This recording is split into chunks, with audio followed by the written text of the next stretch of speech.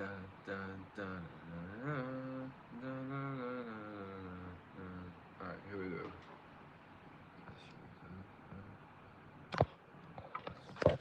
We're gonna just go out here doing our thing. What is this? What is becoming of this show? Do you think? How do I do this thing? What? What? What? I need to. Hang on. We're gonna go out here. We're gonna do this because I forgot to do this while I was trying to do what I needed to do.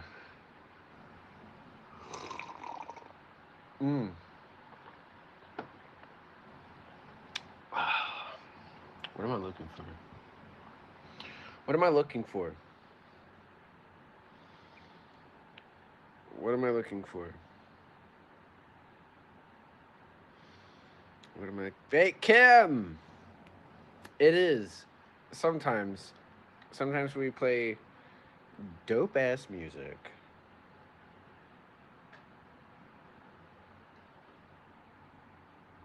With strong flavor. I was gonna say bold flavor.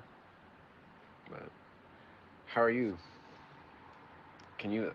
I know. What was I? Where's my phone? I was gonna go to the garage. To the gorge. The garage. Going to the garage. Go to the garage. In the garage.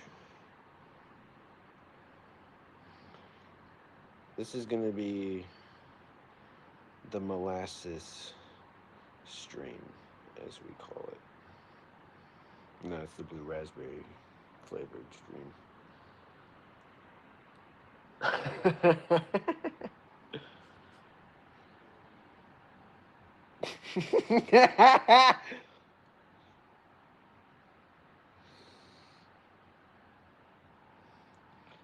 I'm just trying to figure out, when does the part start that I like? I'm watching the stream too. Not enough. Ah, gee. Oh my gosh, I have it working perfect. All right. How does everyone's night be? How are you doing? How does your night be going? How has the night been treating you? I gotta go to the garage, and there's no stopping me. There's no stopping this guy. He's out of control. Am I gonna lose signal here? We're gonna find out. Old two-phone Johnny. Did y'all hear the rain? Do y'all hear the rain? I want to know. Is your mama cool as an Eskimo? Whoa. We do edgy stuff like that all the time for free. You can join in next time if you need to. If you want to, you don't have to. If it's your birthday, you can.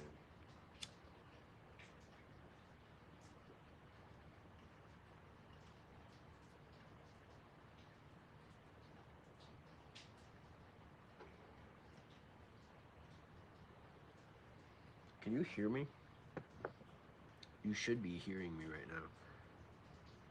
The power within you should be illuminating your mind and your heart and other things too.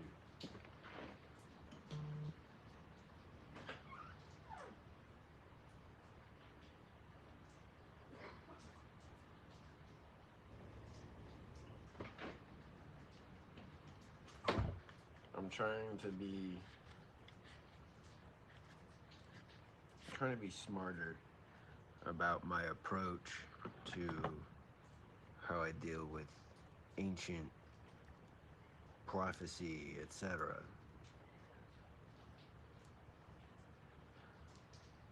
Oh, you want to see something cool?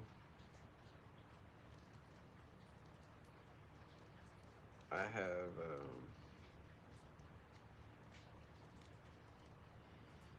hello. Hello. Hello to you. Let's see. Who's here? Rin Castillo. Hi. Hello to you. Um, hang on. It gets better, maybe.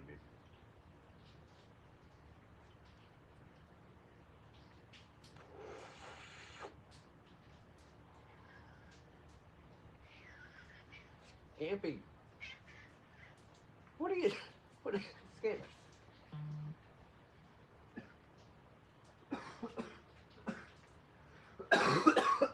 Fuck. What are you doing? It's raining.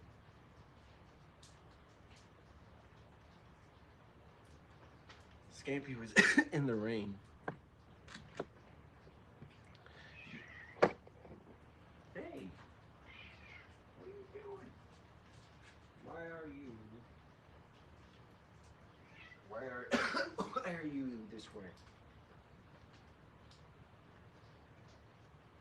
You're wet. Hey, Betty.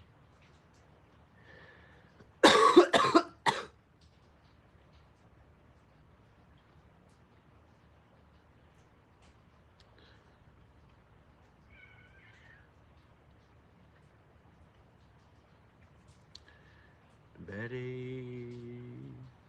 The universe guided you here? It's been doing that a lot. It does that. It's been trying to do that a lot. Y'all want to see some baby birds? Y'all want to see some like real life baby birds? Check this out. Oh.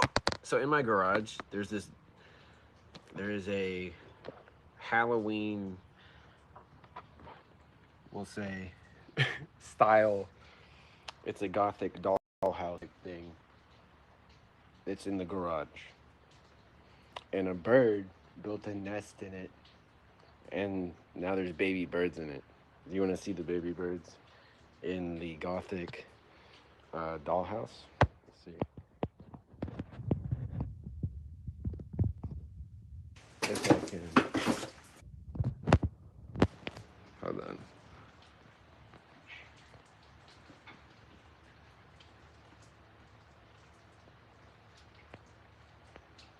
Oh, it's kind of dark. I don't think you can see it.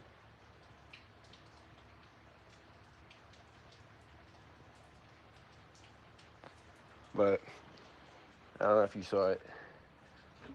They're sleeping anyway. I don't want to wake them up. But I've been having to leave the garage open. Oh yeah, hang on, wait, it's way too dark in here.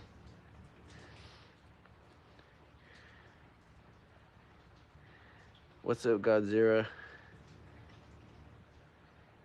Hang on, I gotta go turn off the filter thing. Damn it. You know what? If anyone wants to see the babe, I can show you. I can make a post or something if it means that much to you.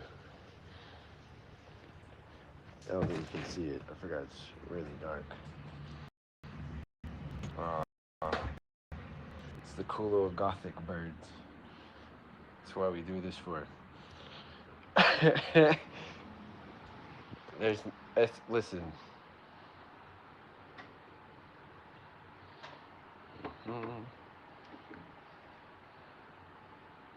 We do it for more than that. We do it for the glitz and the glamour. The friendships.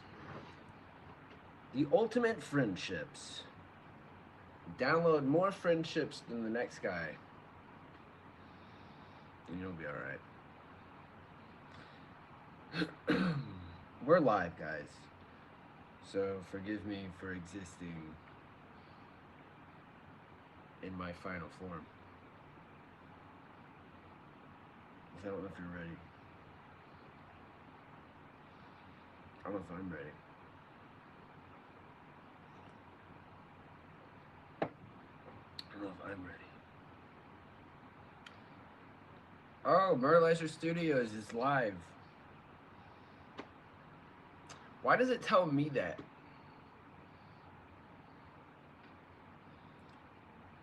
Why does it tell me that?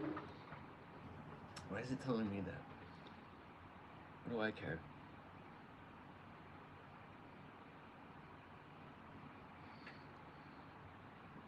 Yeah, I love y'all. Alright, let's do this. Let's complicate it. Let's complicate everything. Let's make this complicated. Let's go ahead and complicate it. Let's turn that up a notch. Let's complicate it. Tonight, live.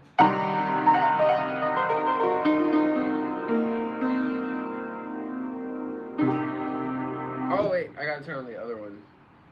Hang on. Activating in 3, 2, 1. 1. 1. 1. Boom.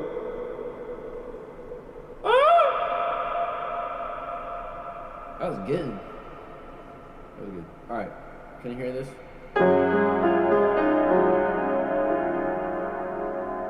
Is it trippy? Is it trippy enough? Godzilla, thank you for being here and hanging in there and being a part of here. I wonder how much of a delay there is.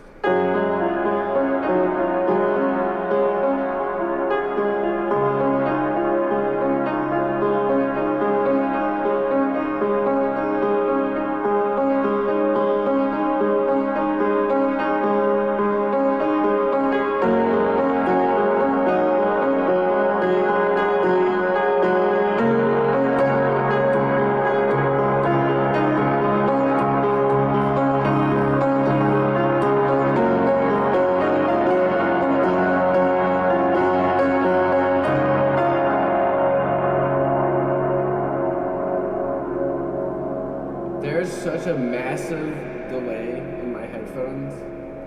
That was so cool. That was so weird.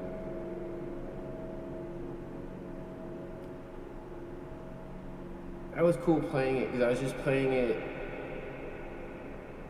like not hearing it for a minute.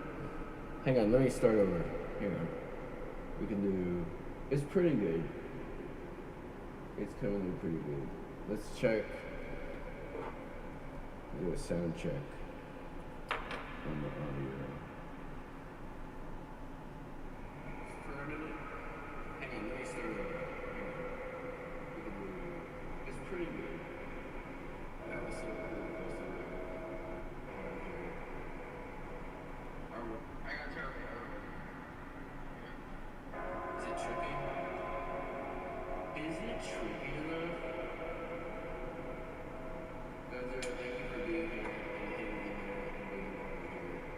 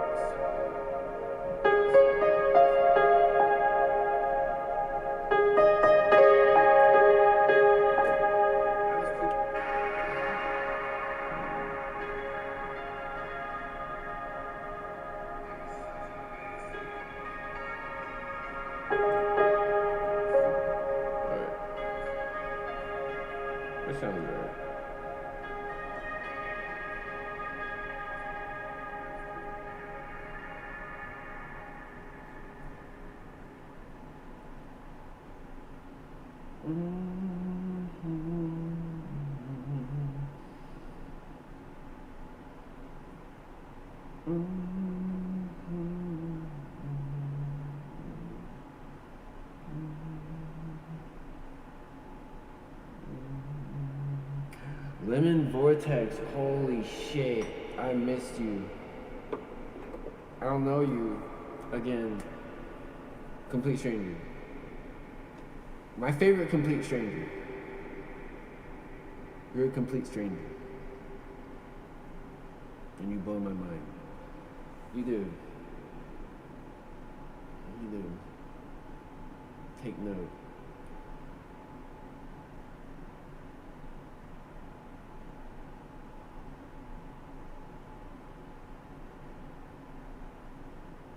Legend. Oh yeah, I was gonna play, sorry. Here we go, sorry.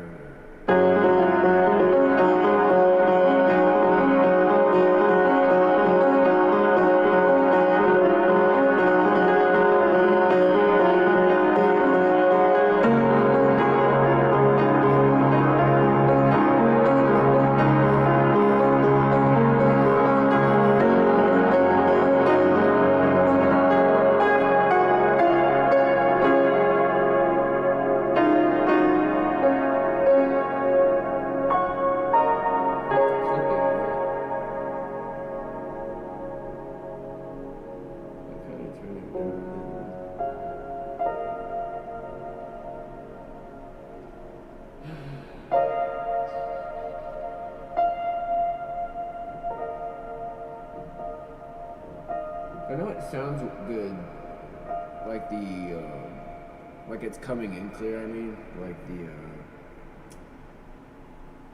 I haven't had time to like adjust the audio thing and make it sound better since last week, I think it sounds okay.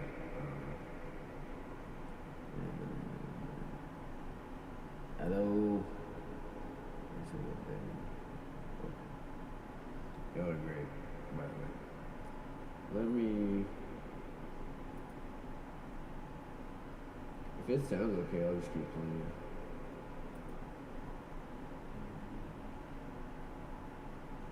I should make it louder somehow.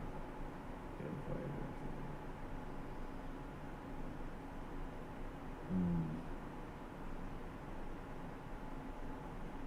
Hello, Smiley. Howdy, howdy. Welcome to being here. Your presence is very much welcome. Welcome to being here. I haven't really played yet. I'm paranoid that it's clipping when I'm really going, and you can't.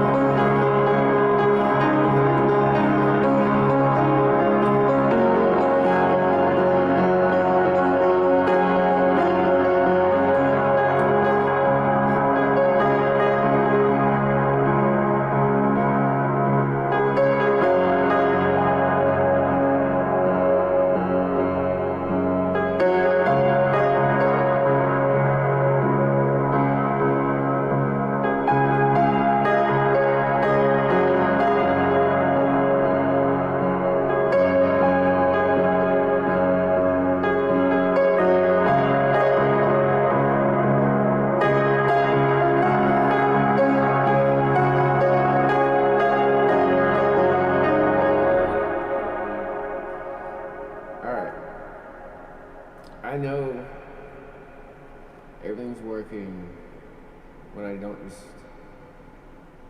even anything at all with any and anyhow.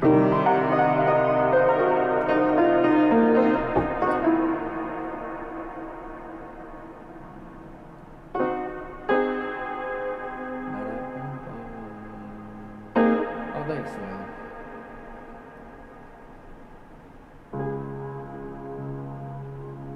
Should I do the super epic version?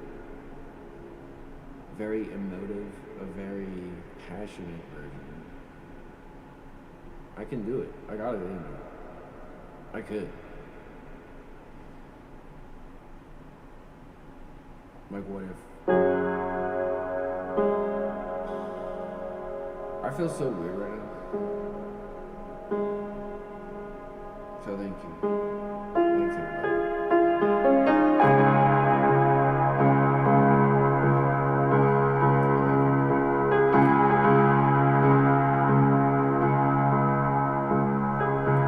What?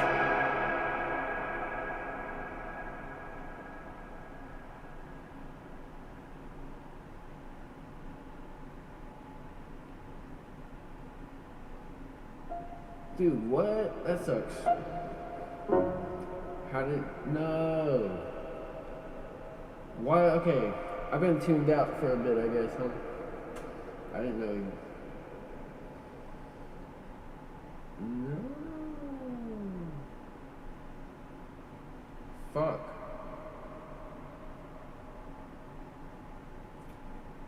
Well, that sucks.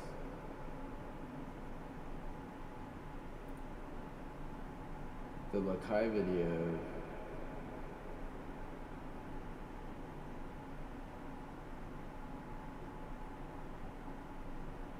Or is it bag as suck?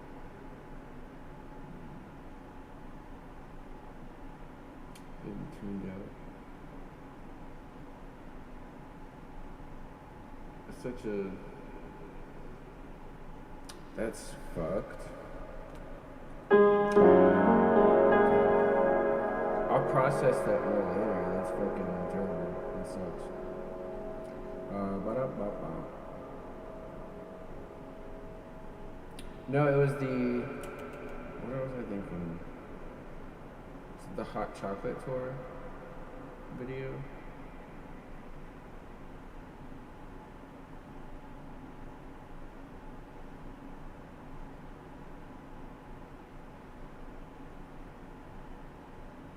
Is that Blue Moon? All of it, yes.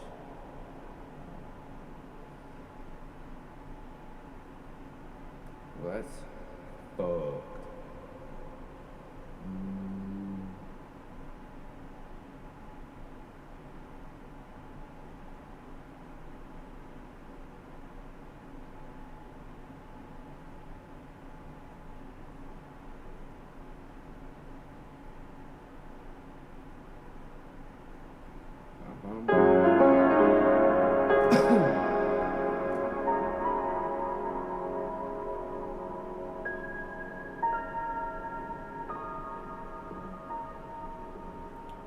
Fully Flared was amazing. Wasn't it like 3 parts?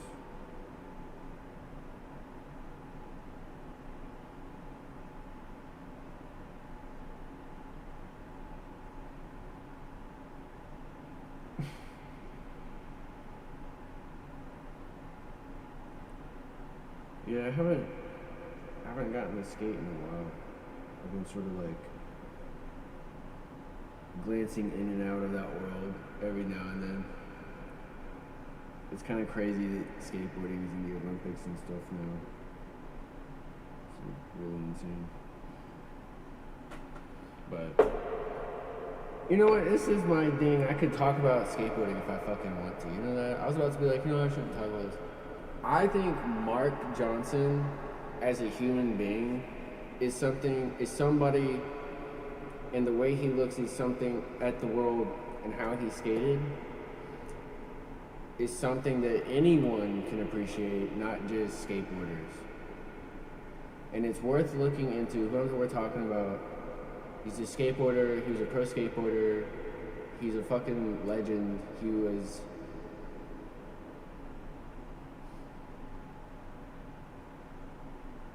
excessively brilliant in his approach to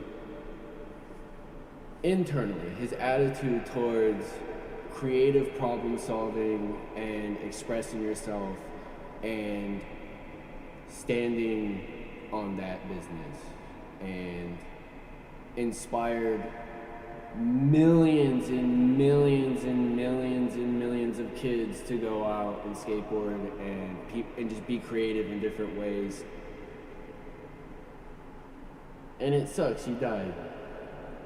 I don't even know how yet or anything, but that's really, really, really sad. And he has a few parts in some videos that are worth checking out. And he mentioned Fully Flared, the Lakai video. I don't know. It's worth checking out for sure.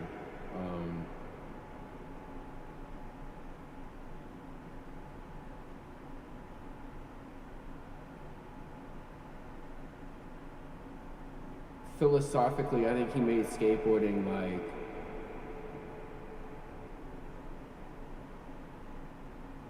worthy of like so many people's time. And he changed a lot of people's lives, and that's really fucking rad. So to anyone who gives a shit, rest in peace for sure. That's really sad.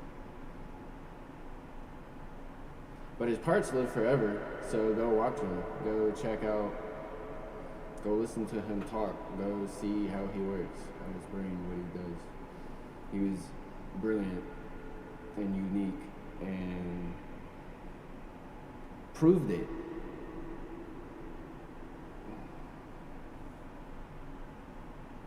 So that, yes, I feel like that's more appropriate.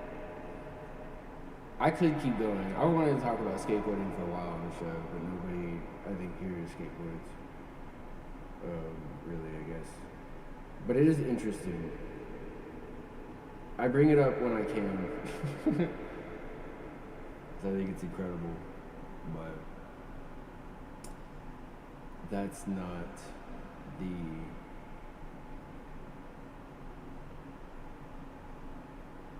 It's not, I don't know.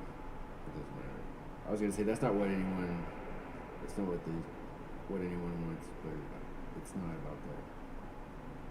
Anyone? I'm just gonna play piano. I'm sorry. You know everything's working.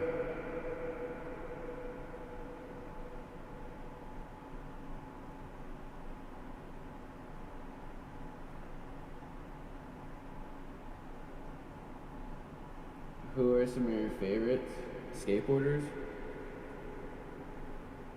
You know what? We could watch skate parts on here right now. I could just pull it up and we could watch Mark Johnson's parts.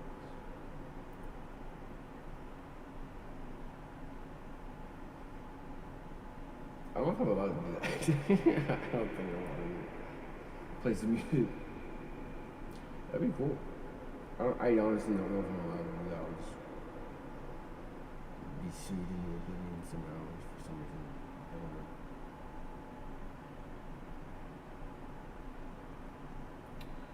Which part was it that I was like in my head? I want to say it's the Lakai video.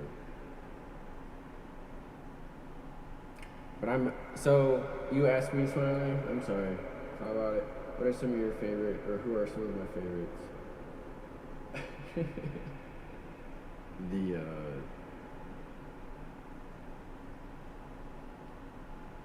I have a few favorite skateboarders. Skateboarding is really interesting.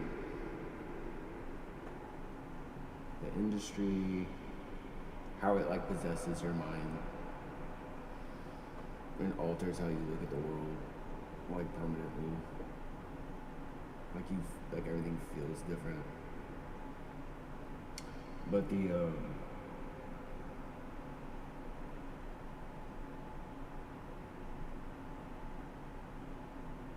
who are like there's so many. Off the top of my head. Mark Johnson, you do have to mention.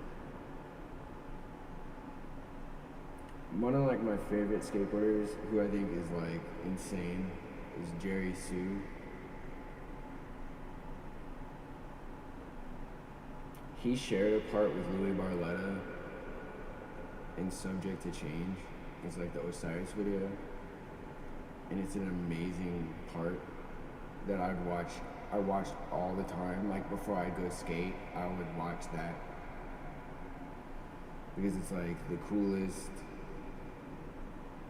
most genuine montage of like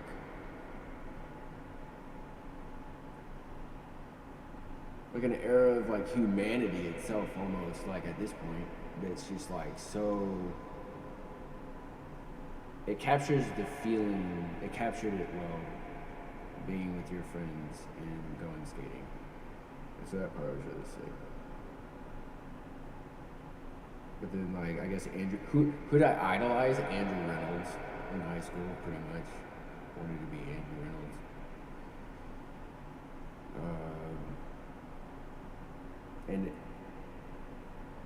But I skated. I had like 5 pairs of the Reynolds 3s. Those are like the best shoe to skate in. I love them.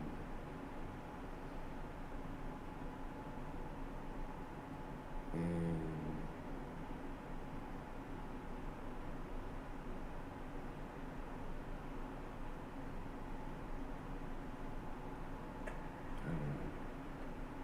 I don't like sit here and just go on about who. It's crazy that you're still watching me talk about skateboarding and skateboarders.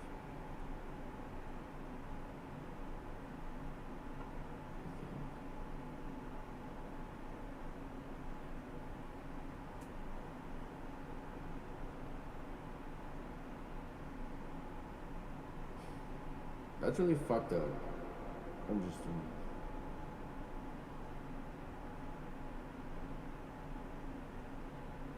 I'm trying to like break a mental barrier where like part of me doesn't want to talk about any of this because like who gives a shit. I'm just saying.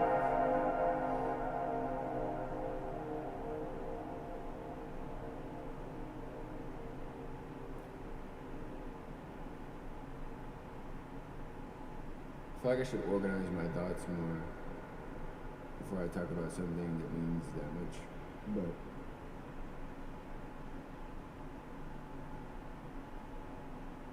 I don't want to like just sit here and start like naming names and then being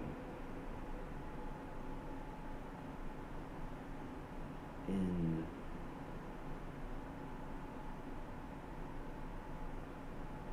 skateboarding.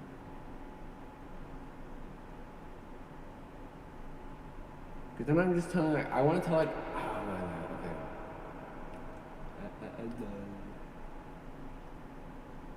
I don't know. I don't really give a shit.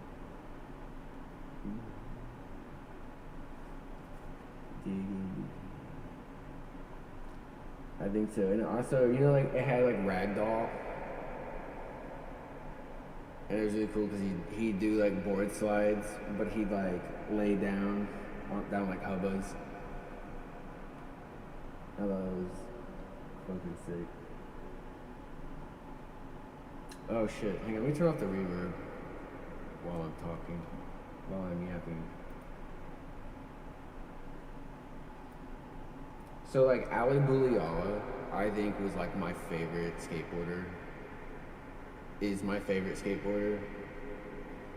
I feel like not just because like we both had curly hair, but because we both do, when he ollies, he does this like shifty thing. And still like almost like all of his like he shifties, like he just can't help it. And I'm like the same way, like it's just some weird issue, like I can't, but it's like I still roll away. I'm fine, but it's just I do this, I can't not face the way I want to, like I don't know, if I'm not thinking about it. I like that he would just like switch ollie off of like big shit. The flip video, that whole video, like the whole. I'm trying to remember, like the whole sorry, and then really sorry. I think the sorry video is amazing. The American video. I remember watching it. So the first time I ever smoked weed at my friend's house, we smoked weed out of a can behind his pool when his parents were sleeping. And it was the first time I ever smoked, and I never smoked before. And they say you don't get high your first time, but I definitely think I did. Anyway, I'm not condoning this. Don't disclaimer, right? Don't do that, kids. Don't do anything I do.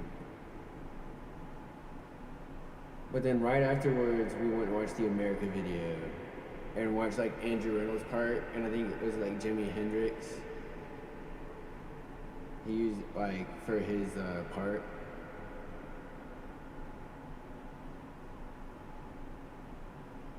Anyways, just that whole video is fucking incredible, right? The Baker 3, when that came out, that was fucking nuts. Yeah, right, it was fucking nuts. I watched the Hot Chocolate Tour video a lot, and I watched 4-Star Super Champion Fun Zone a lot. I really, really like Mark Gonzalez a lot. I think he's brilliant.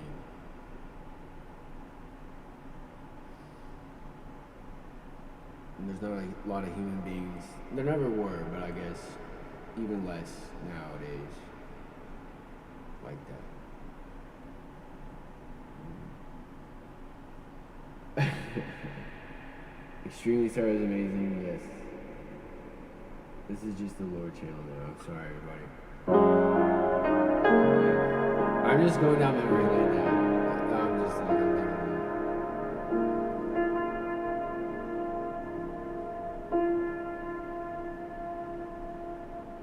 There's just a lot of things I want to, because I think skateboarding reflects a lot of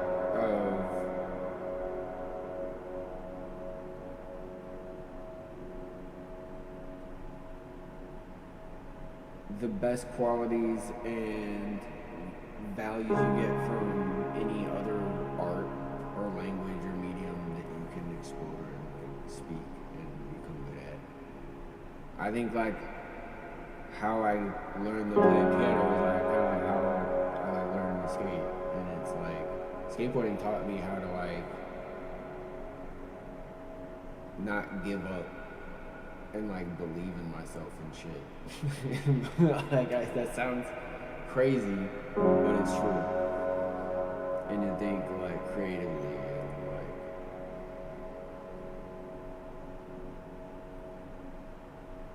but within like a certain discipline. And, like, you have to have like faith in yourself and discipline in your movement to like carry you through and render your will and intention. If like you align like everything perfectly, like you roll away smoothly, like fucking like nothing, no break to the flow. And that's why like there's lines and parts. That's why it's like emphasized. It's like putting like things in a row, or like, and that's how I approach my music. So my songs, right? So like each song to me is like a trick that I perform, and then like my set is like my video part, right? And I'm trying to almost like do a line where, so like last week when I was performing, or I was doing my show, I was trying to see if I could go through all my songs without fucking up, implementing all the best stunts and tricks that I can do in those songs. Like if I can do like the best version of the song, like all of them like in a row. And to me, it's like that's just right out of like trying to like skate and like make a line out of like trying to get like each trick in a row. That's like I borrowed that, and then I apply it to like how I practice piano. So there's how it all ties together. I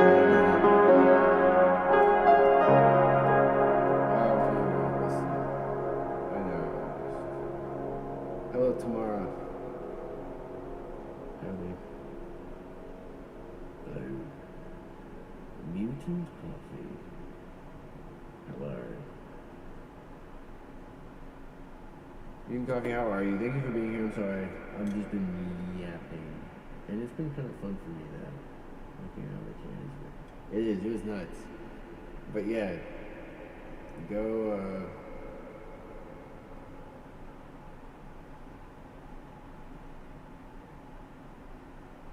I like Billy Allen's part in the Sorry video. Go watch 4-Star Super Champion Fun Zone. It's the 4-Star tour video where they went to Japan, and it's amazing. It's low-key probably one of the best skate videos you could spend some time watching. Even if you don't, it's good. Even if you don't skateboard, you could enjoy it. It's entertaining. So, sorry, again. Yapping. But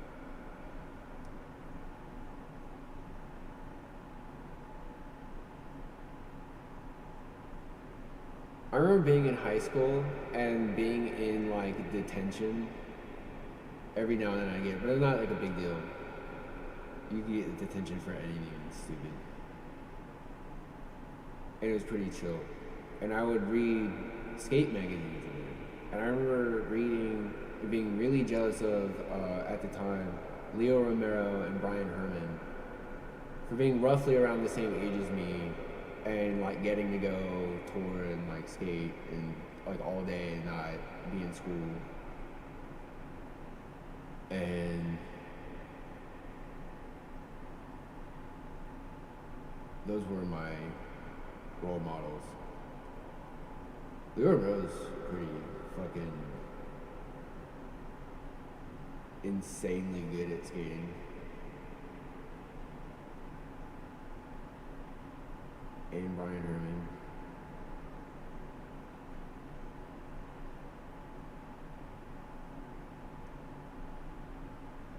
They're like wise elder kung fu masters that like, I don't know.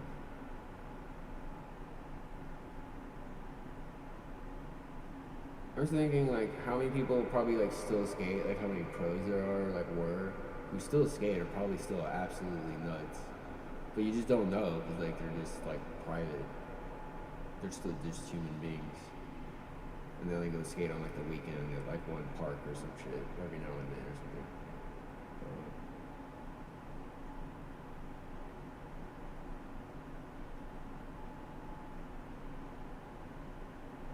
It was always like just fun figuring out what like your line was and kind of trying to cross it. You know, daring to cross your own line and push that shit. It's amazing. Hello, Marias. Thank you. Yeah, no problem. 4-Star Super Champion Fun Zone. Oh, and also the chunk on this video. Oh, and Shorty's the Guilty video. That's a classic for sure. You gotta watch that. But chomp on this is really good. That's an older. While we're at it, also just like add to this list of things to go watch. Go watch like CKY. 1, 2, and 3. Just go do that. If you're just gonna be on this tour, going watching like old skate videos and all this and that, just throw a CKY video in there every like few videos. You can't you can't get the like can't get the vibe if you don't. I mean, it just, you have to if you're just trying to get to know me. You have to. You have to. Oh my god, dude.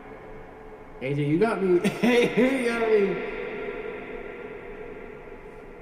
Just spending all this time.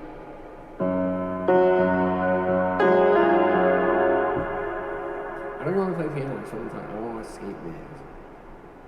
I want to go skate now. Do you want to see my board I got for Christmas? I haven't really had time to go skate because I'm a loser, but I got a.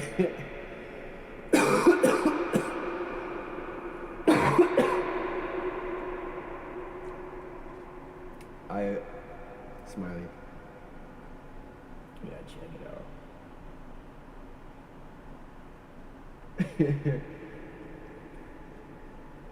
No,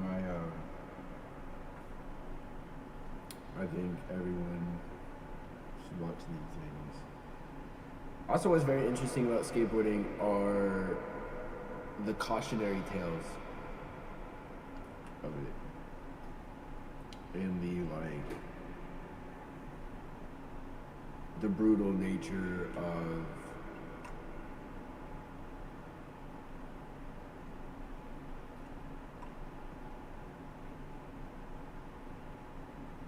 like addiction and there's probably definitely some sort of like connection to be made and potentially one day explored in a dignified way. I don't know how to like get there myself, I guess. Like who am I?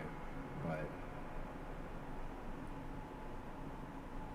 there's some sort of correlation between almost it seems like the capacity to do outrageously amazing shit on a skateboard or in any other regard on like taking like extremely dangerous risks and like mental health and things like that, that some of the most like passionate, incredible athletes and skateboarders and artists are also like susceptible to,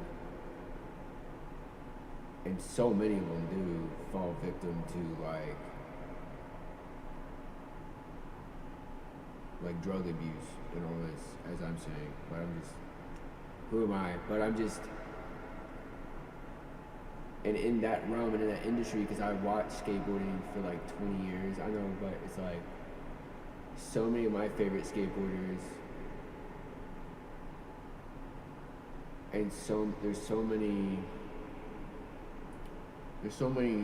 sad stories and so much oversight and like should have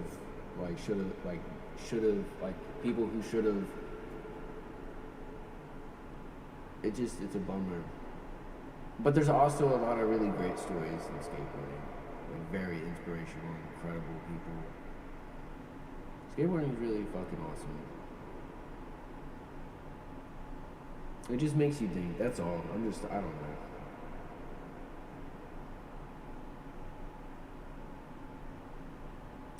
It just seems like my friends who like skateboarded, who were like the gnarliest, had the most tumultuous like lives.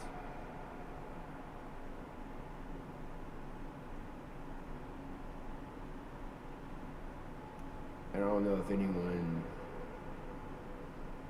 what the connection is, but I think it's like skateboarding is a great escape for like powerful emotion and feelings, and like it's an outlet for people who don't have anything. Because anyone can get like a skateboard. It's like you can do that by yourself, with a friend, anywhere. It's like, it's good for you. It's fun. It's like ritualistic. It helps you build like habits and strengthen your resolve and understanding of like how you approach problems and like, and you know, I think it helps you.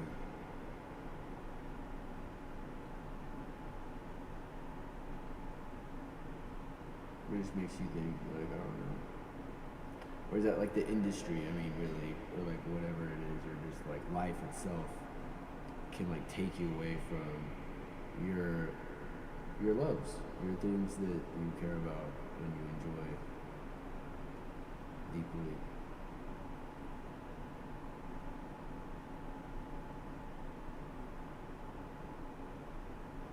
That's what's cool. No matter how old you get, you can always just go skateboard though.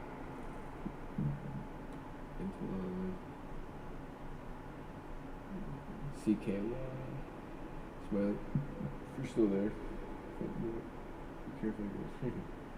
No, I got a, Welcome skateboards. I bought a Beetlejuice deck. It's the for Christmas. It was a gift that was like I got to pick it out. Antoine Dixon, yes, exactly.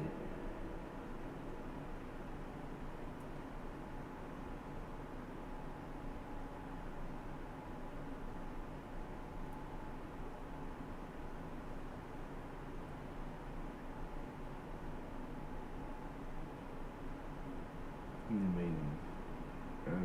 I'm happy. His life is like. I saw like a thing recently. Like, I'm happy for him.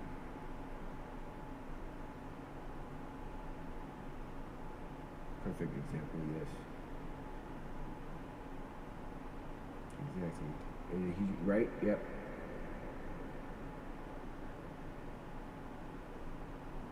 They don't.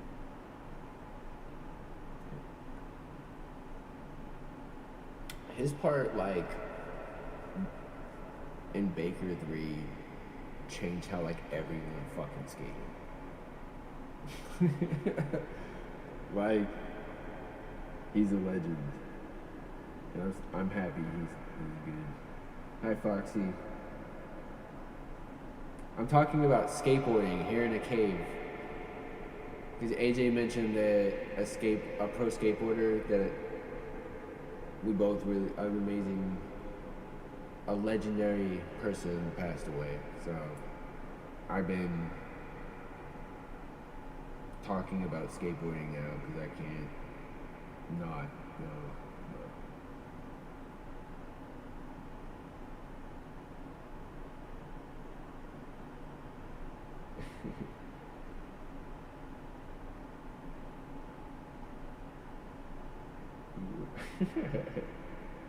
You want to be them, the skateboarders? Well, this one is a real, so this one is not, I think it's real.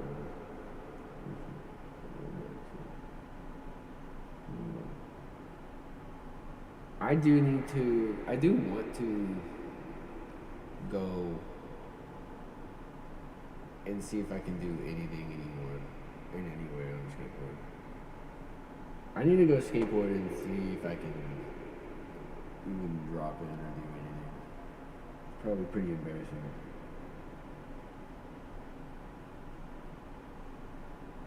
Nice, what is that?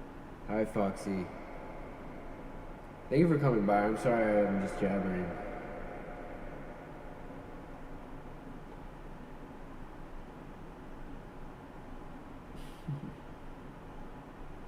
I think you need to see them. They're very cool.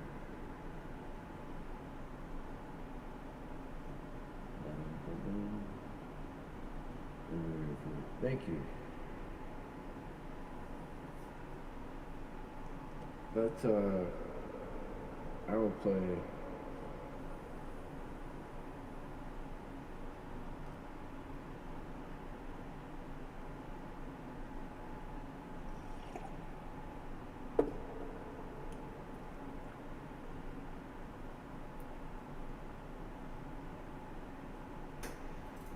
Go watch 4-star Super Champion Fencing.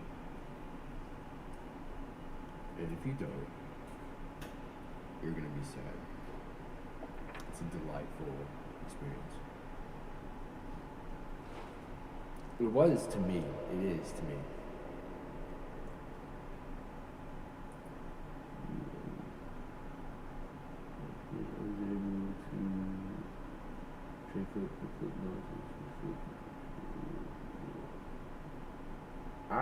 There's no way. I feel like I could probably, you know what?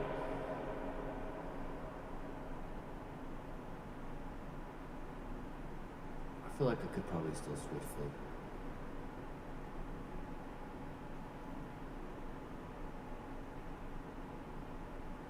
but not kickflip. I could do like one or the other. And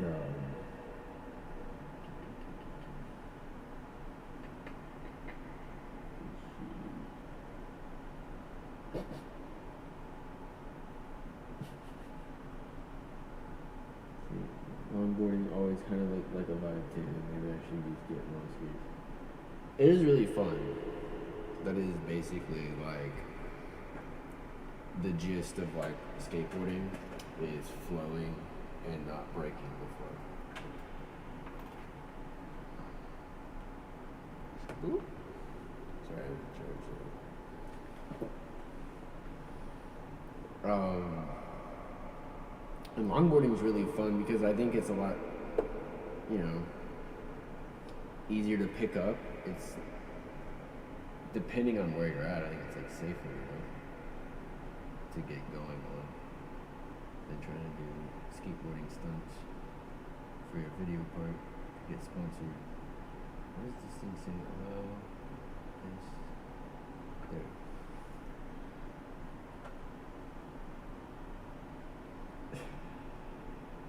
But roller skates sound cool too. Yeah, like just any sort of which way of like gliding and getting to like just flow is really fun. That's probably all I could really manage to like fuck with these days.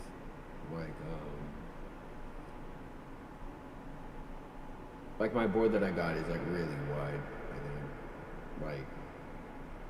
But I just don't care. Because I'm not trying to do like a bunch of stuff. I just wanted something stable, I guess. Ryan.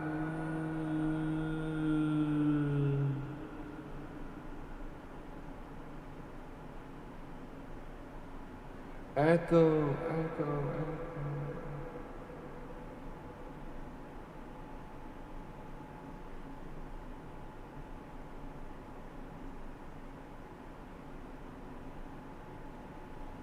Yeah, right. A little bigger than 8 is cool.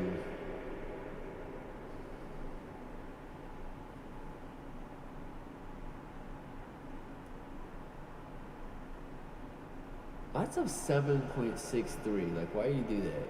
Why couldn't you just... May as well just be 7.5. Or 7.75. Like, what are you doing, dude? These weird numbers. What are you doing?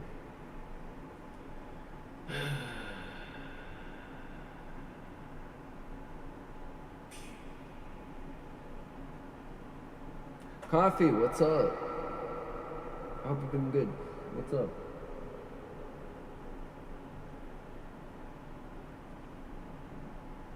It's harder, no. Well, so if you have a wider board, it's like a little more stable, it's easier. Long boards are typically wider, but you also need like a wider truck to kind of go with it. Otherwise, it's like gonna be kind of weird. But anyway, like a wider board is harder in theory, sort of, but you could adjust to and probably get used to flipping a wider deck to do flip tricks and stuff like that. Like a wider board, like vert skaters, like the wider the board, like the safer. So like if you skate like the mega ramp, for instance, if you looked at the boards for like the guys skate on like, or people who skate on the mega ramp, the boards are like really, really wide. The trucks are really, like, it's crazy because they need that for stability because they're going so fast. And flipping that, it's like, that's what makes it like even more insane is when they do like flip tricks and stuff, because they're like, it's, the board's massive and they're doing all this shit. I think it's like,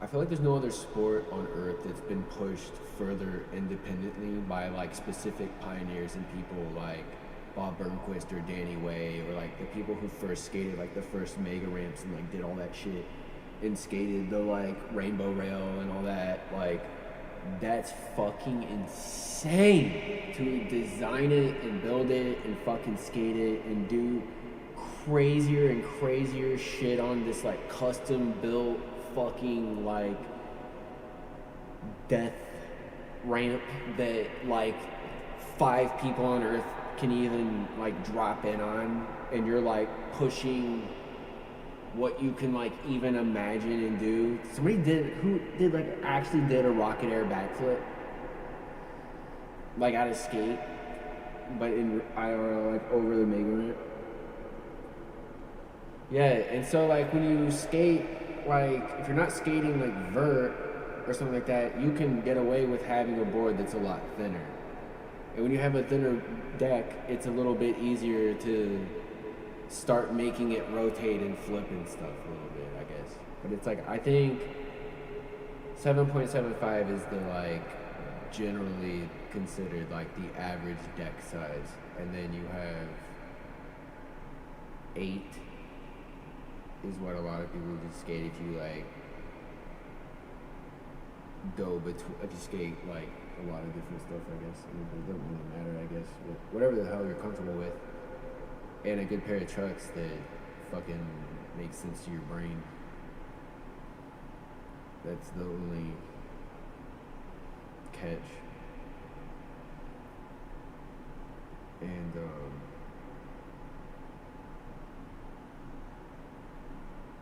I would just stand on my fucking skateboard in my room for hours and just watch TV on my skateboard. Just like going back and forth. Like just spent every second I possibly fucking could on it. For Christmas I got, it was a Rodney Mullen Pro model. It was like the Camaro. I got like, I remember like one Christmas I got like 2 Rodney Mullen decks. Like Enjoy.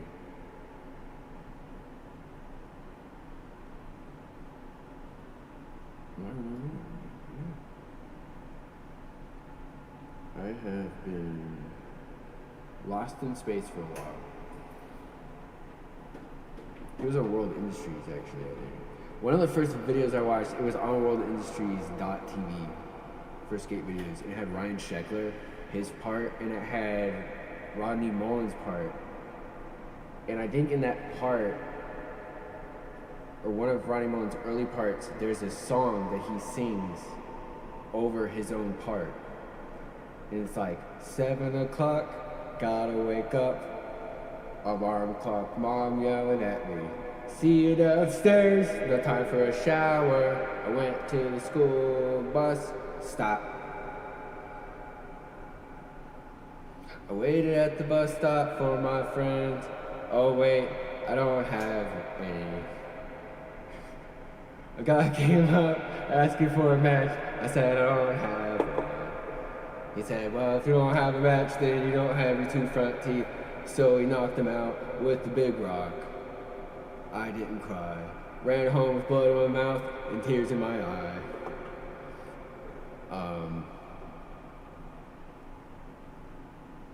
And it's burned in my brain for 20-something years, and I haven't. Go watch it.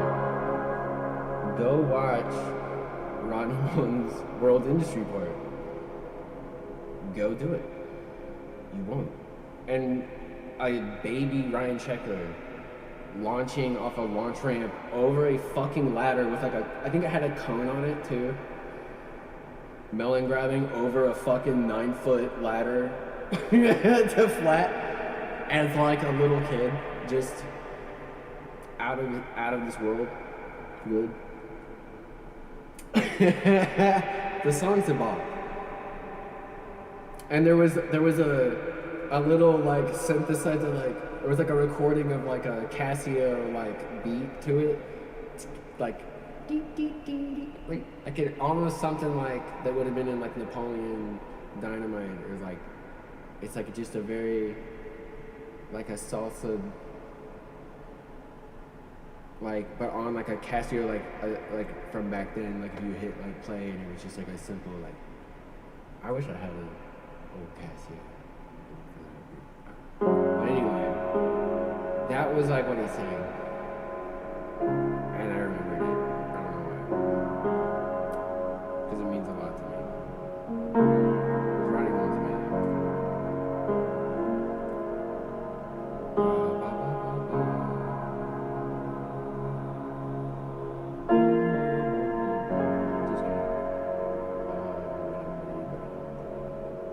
Just gonna, it's a D.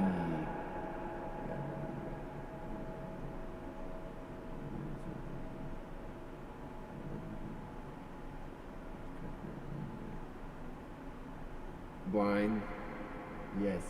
Remember when the Blind video came out? Oh man, okay, Chris Haslam, Day One song. I feel like if I'm just describing to like an alien, like, okay, well, we gotta go like look these things up. Like, you don't know anything about skate, let me tell you. There's this guy's name, Chris Haslam, and Day One song. And they are absolutely insane. And you should go check them out, dude.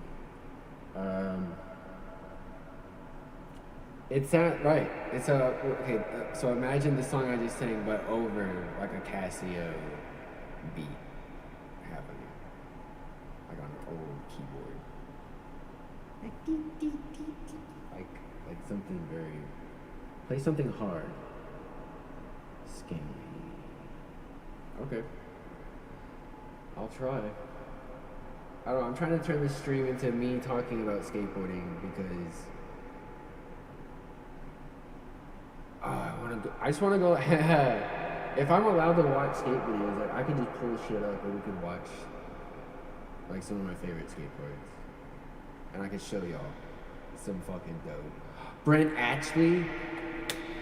There was like this promotional. I think it was Element. Was it introducing him? And he goes and does oh my fucking god. And the song in his part is Cornbread by Freestyle Fellowship. Amazing. That whole part, that whole like, holy shit. Yeah, Brent Ashley, I'm sorry if I'm mispronouncing it, but that about that blows my mind. There's so much crazy. There was like a reality TV show almost type thing that there was one competing. What was that? Like, was it Red Bull or was it? Who put that on? What was that? And that's where it introduced, there's this guy named Mango Milik. He just went by, or like his name Mango on the thing. And I forgot, I know his last name was Milik. I couldn't remember. I suck. But,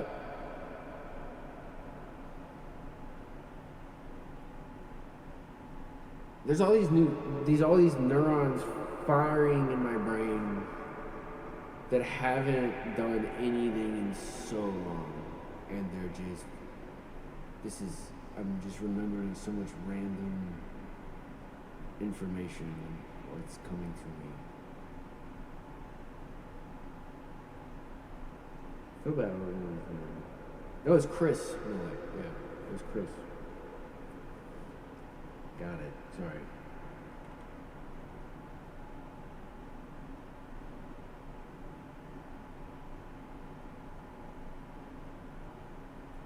Amazing, right? Yes, AJ. Thank you.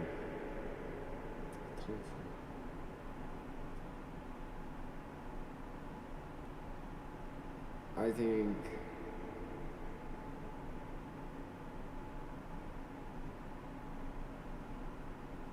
I miss going skateboarding with my friends really bad. And that's probably why I don't like, it's hard to like go skateboarding because then it just reminds you of all like your homies and stuff that you don't talk to anymore. Like, and it's like you can't do anything that you used to. So like your standard is like so different, you have to like adjust, and it's like.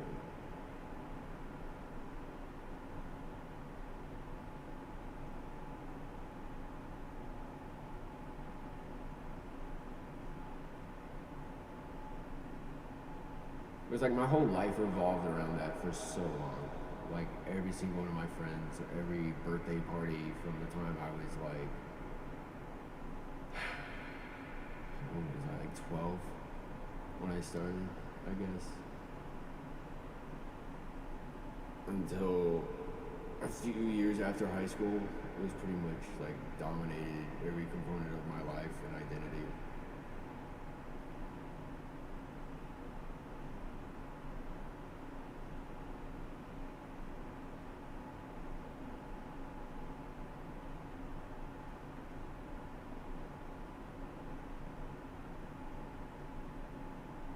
But nowadays, like, skateboarding is so fucking insane. It's like, you gotta just do your thing. You just gotta have fun. Because you're never gonna be, you can't try to, like, aim for that. You gotta just, like, do your thing. And then one day, you'll just wake up and then you'll be able to do stuff. Like, I don't know.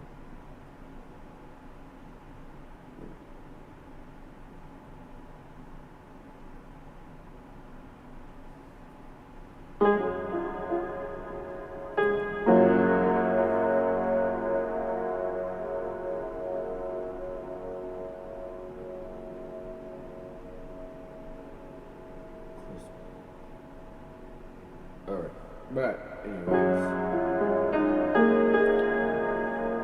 AJ, thank you. Minikmati. If you get the DVD, it has the bonus. And I think in there there's this bonus called like Young Penny.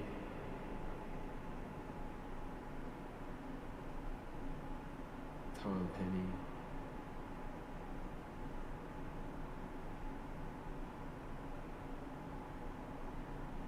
That's really good. I like the bonus content. One of my favorite videos is In Bloom. 'Cause it had pretty much everybody that wound up blowing up in it before they did.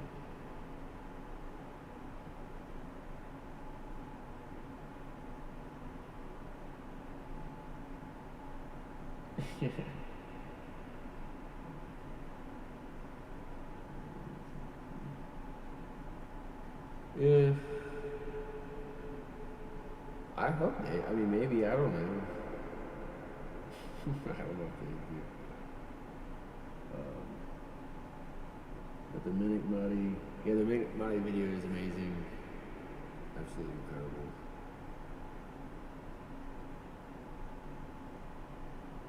Eric Costin is amazing. I watched this old YouTube video that had,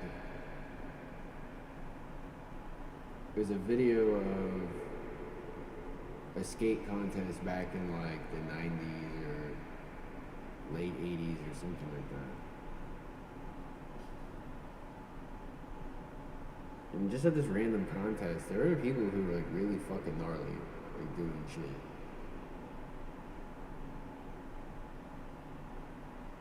And it's like, what happened to them? I saw, I just remember there was like a thing, and it's like, back then it was so wholesome and had so much character, and like, skateboarding's like identity was so like doughy-eyed.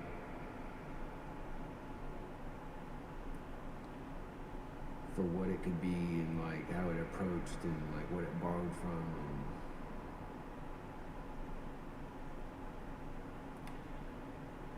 like just the way it presented each skateboarder in this contest, like the way they announced them and displayed them like on the screen. And there was like this one guy, and it said like world's most psycho skater, and you're just like, fucking holy shit, dude.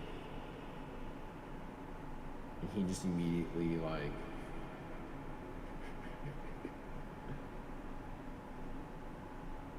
jumps off the rafters into the like biggest fucking vert wall thing ever and just eats shit and doesn't give a fuck.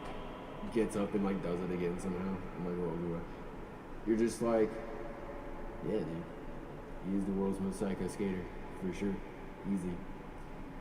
He's jumping off a house into a ramp the size of a house. And he's had like 9 beers. He's got like one shoe on. He doesn't give a fuck. He's the shit. I think people embodied just were amazing, and then people were like, how do we capture this? How do we embody this? How do we sell this? 'Cause there's guys like that, and then it's like, then there were people who were like, how do we make money off this more? Skateboarding is one of the most interesting industries because for like the longest time, I mean, it pretty much stayed insulated and self-sufficient and guided, it seemed like.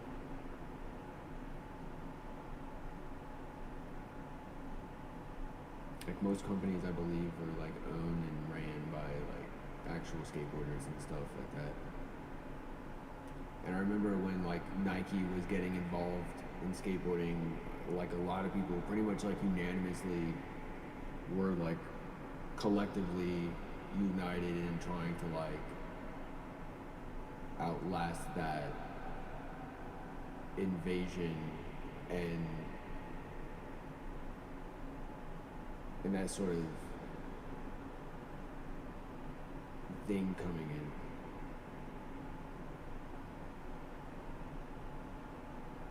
Which is also like really interesting as a kid, like when you're growing up and like witnessing this sort of like thing happen, this like hostile takeover or something you love. But then all this, and everyone hates it, but then everyone's wearing fucking Nikes. Because they're like, they're rad, dude. Did you see the fucking P-Rods? Like, they had to, I mean, you see these shoes. They're sick. I mean, they're pretty fucking rad. And plus, people have been skating in Nikes forever. It's not even nothing. But I just remember it's wild how everyone was against it, and then like just a few years later, every single fucking person has like 10 pairs of Nikes, and no one gives a fuck. It just taught me that nobody really gives a fucking shit or believes in anything. They're all full of shit. No one really gives a fuck. Everyone's just trying to survive and have a bunch of shoes that are cool.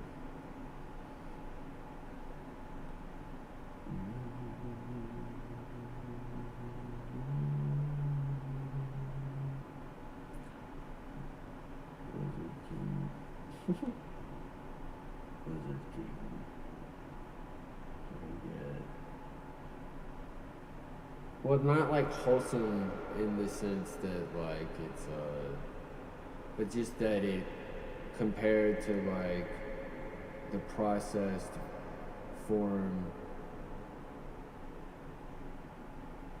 and fragmented identity it seems to have now. Back then there was at least this cohesive and united sort of like optimism that it could be more or something like unique and special. Like who knows? It's wide open. Now it doesn't feel wide open, I guess. Or it is, but it doesn't matter. It's very interesting.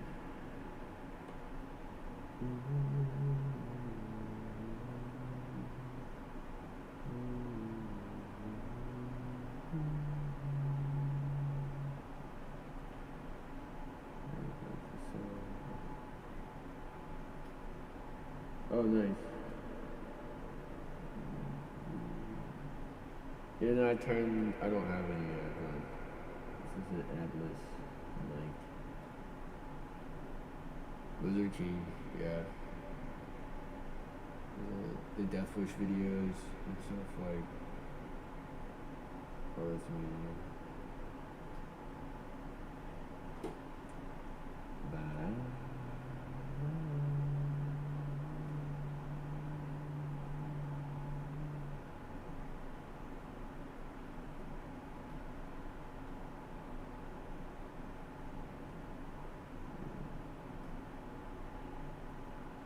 What are interesting?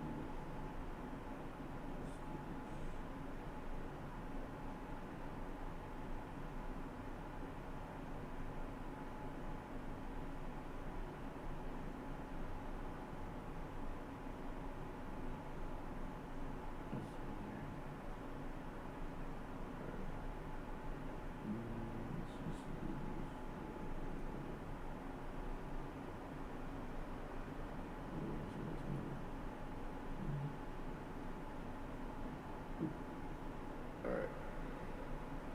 Refresh.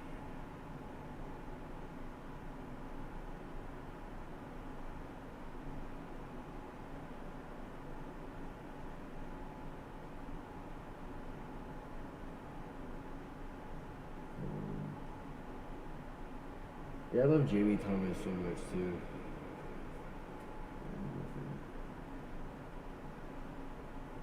What's up, Jamamba? Howdy. Let's do. Alright. Yeah, no, we're just sitting here talking about skateboarding. They all left.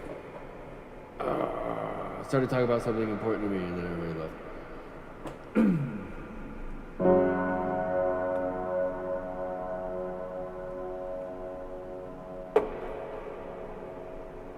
I'm just kidding. I'm just kidding. I'm just kidding. No, obviously, I don't know. But now they left.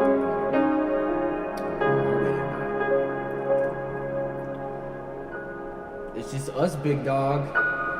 It's just the boys tonight. Sorry, honey. It's just me and the guys tonight.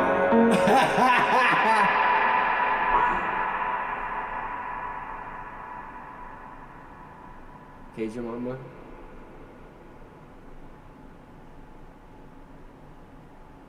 Because it's going to be like that for a long time, buddy. So get used to it. Get buckled up.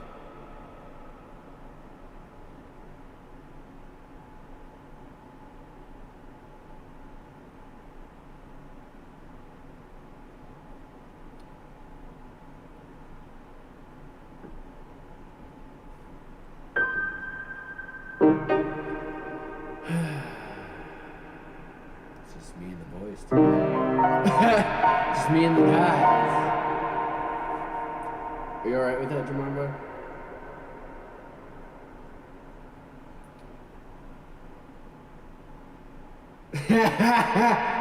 Tell your wives to get out of here.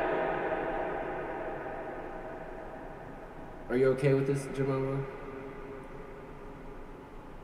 Just the fellas. Just doing a little. Just tell your wife we're just doing a little fantasy football. Just go ahead and just go ahead and. Jamamba, go ahead and just tell your wife. Honey, I'm gonna be in my office playing fantasy football. Don't come in. Don't come in here. You can't see this. It's fantasy. It's too much. You wouldn't get it. It's too much fantasy involved.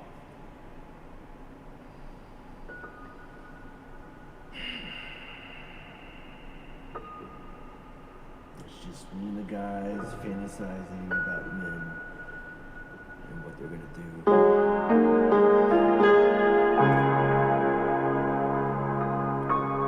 And if that bugs you, Jamamba, This isn't gonna work for you, honey. Time for some fantasy football. Get out of the house.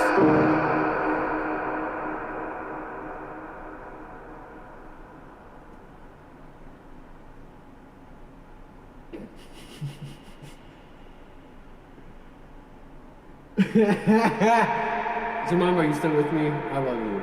Are you having fun? We've been. It's fantasy. It's just fantasy, babe. We're just having fun. Fantasizing. It's me and the guys.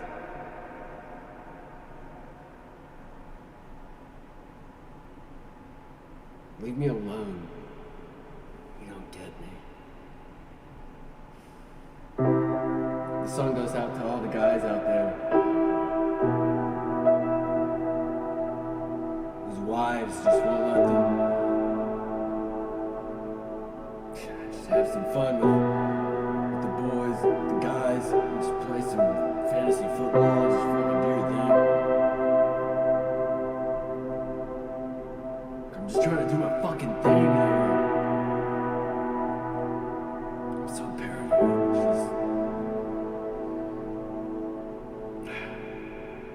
She just wouldn't get these fantasies that I've been having. This song goes to all the fantasies that men don't get to explore openly in front of their wives. This song is about being yourself. Babe, honey.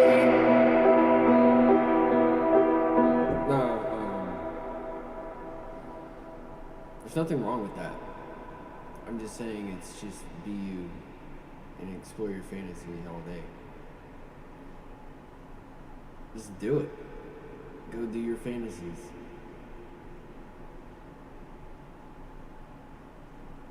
Go live your dreams. Go do it. Go be...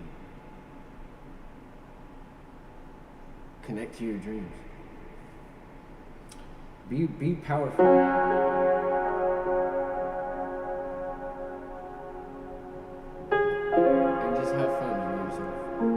Also make sure that that also fits within what everyone would kind of like fuck with, right?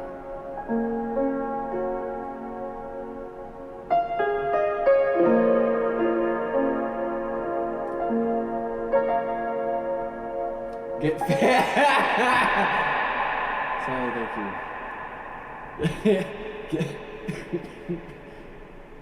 Get face to face with fantasy. This song goes out to all the men out there who want to get face to face with a little fantasy football. But they're just a little too shy.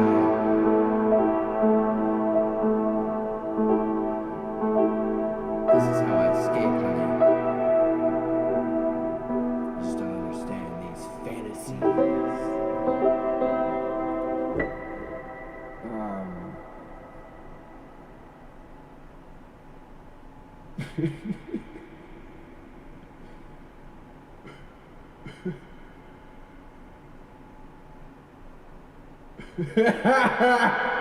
Don't touch me, babe!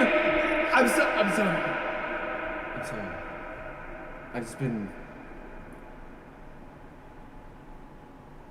I'm gonna go play some fantasy football. Hey, guys. Yeah. No, she doesn't understand. Yeah, I tried talking to her about it. She just doesn't understand these fantasies I've been having about football. Not like you guys. But I can really open up to y'all about my fantasies. No, listen. Okay. This is mean.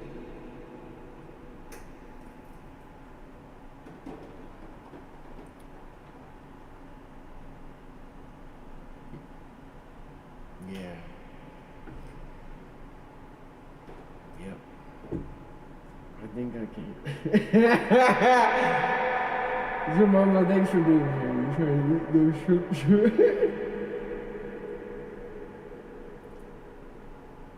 face to face. Fantasy football.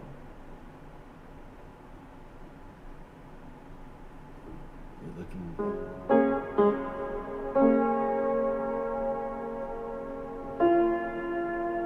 I'm trying to make my top picks. The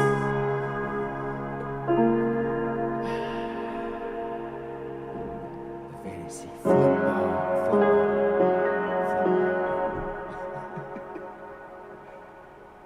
The fantasy, come on.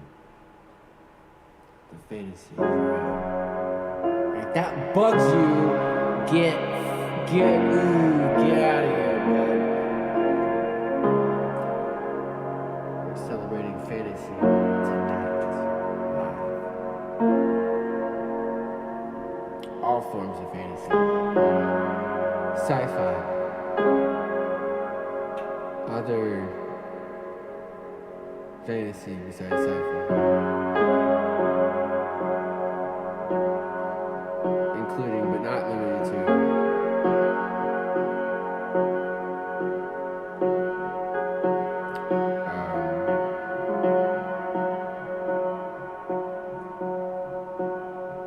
fantasy involving characters that make life more meaningful to live. In fantasy,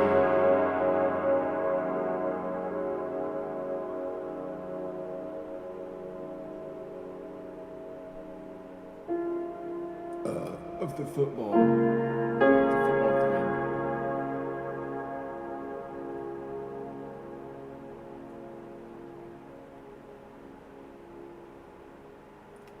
Fantasy football.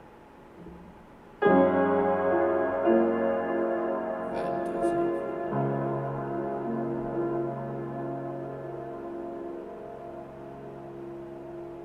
All football is fantasy.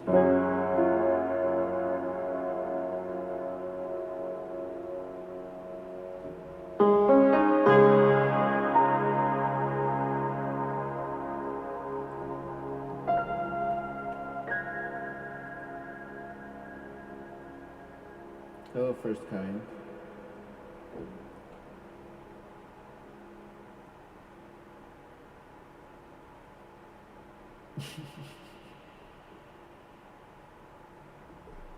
Listen, if you don't, hey, I'm gonna spend some time with just me and the guys tonight. It's just the guys. Just thinking about fantasy.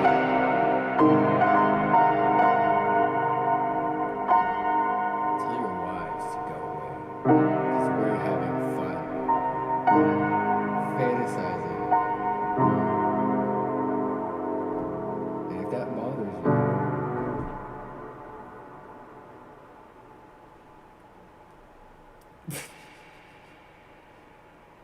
tough cookies.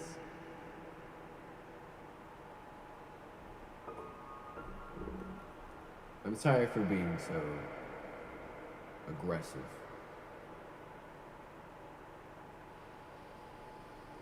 It's just all this fantasy football I've been doing in my head. It's making me mad. It's making me think of what could have been, what should have been. Alternate dimension timelines. So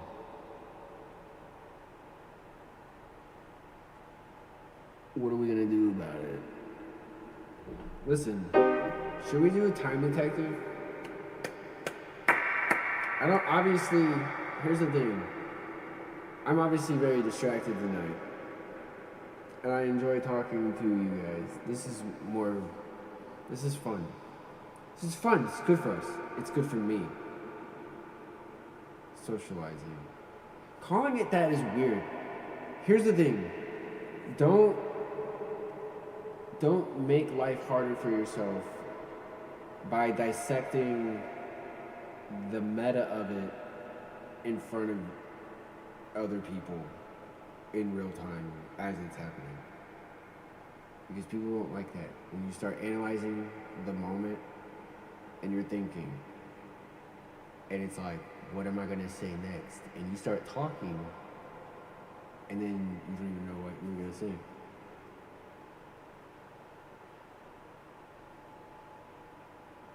Is that how you wanna be? Is that how you wanna be perceived? No. You know how to torpedo a relationship really quick? Talk about the relationship. Like you just met someone, like you're talking. Overanalyze everything that you're doing and apologize for things that haven't even happened.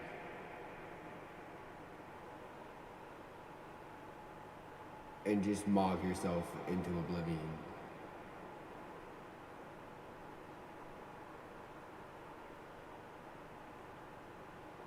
Tonight, live! Can he handle the self-mogging of the century? We'll find out. We don't know.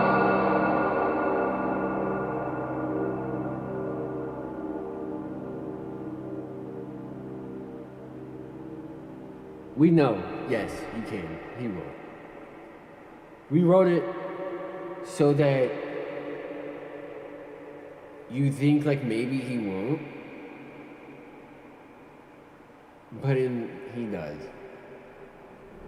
So we wrote. Now here's the thing, y'all are hating on him just because he's into fantasy football. Here's the idea. Check this out. Guess what we did? We wrote. Guess what? His character is very smart. We wrote some of. He has some of the. Let me tell you something. There are some scenes in this film that we wrote where he is so clever for somebody who loves fantasy football. We gave him some of the snappiest dialogue. Some of the best things you've ever heard in your life. Some of the highest paid writers on Earth, in the Earth, and in Earth realm.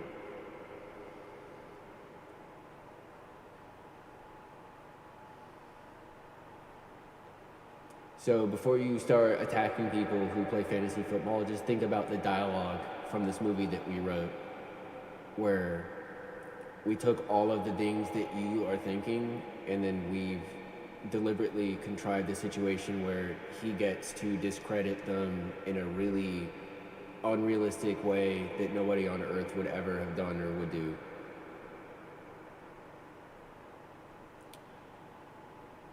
But that's fantasy football, baby. Live.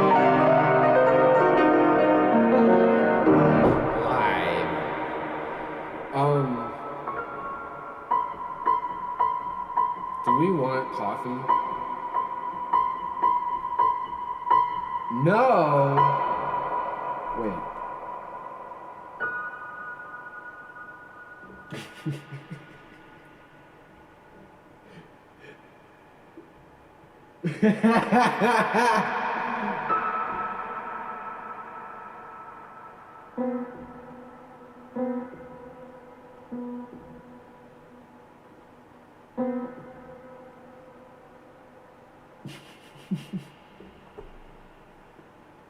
I've never heard of that mom right. It's fucking funny. Hell yeah. I got an idea. You're having a good time. I haven't even cracked open my Red Bull. So, get ready. You have not seen shit in the ancient fun.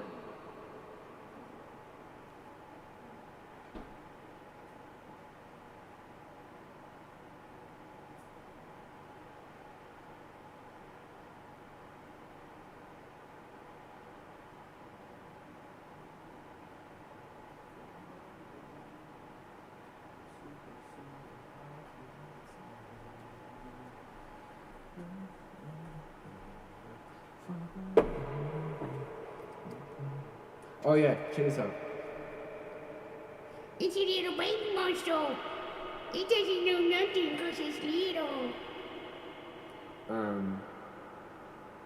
It's a Japanese mango loco monster. It's my favorite.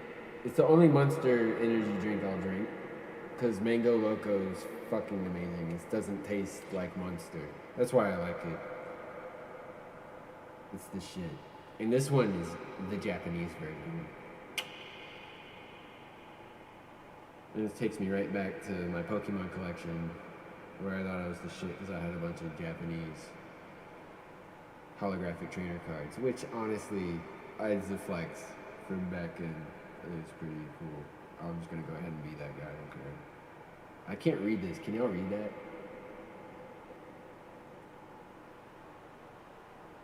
It says, if you drink this, you will die. Unleash the beast. I don't know if it says that.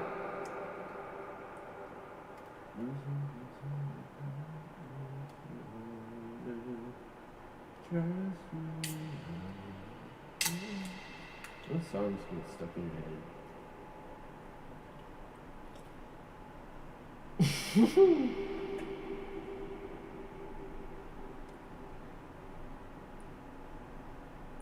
I take fantasy football way too seriously.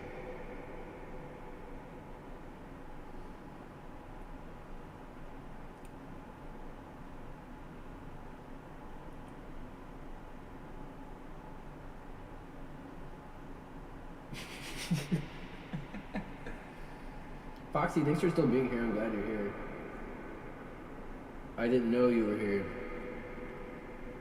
I wouldn't have been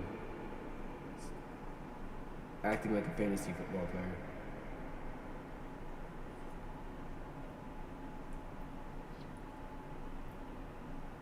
So I feel like it's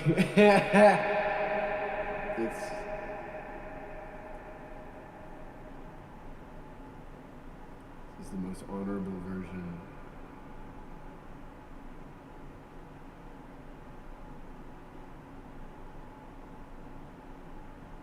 This is amazing.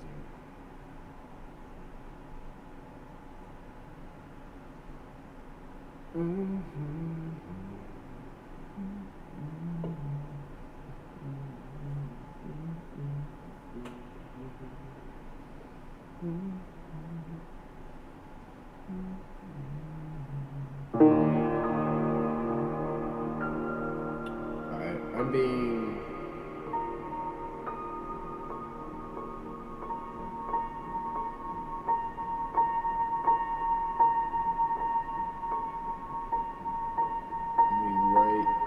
right there. Just enough to not really be here.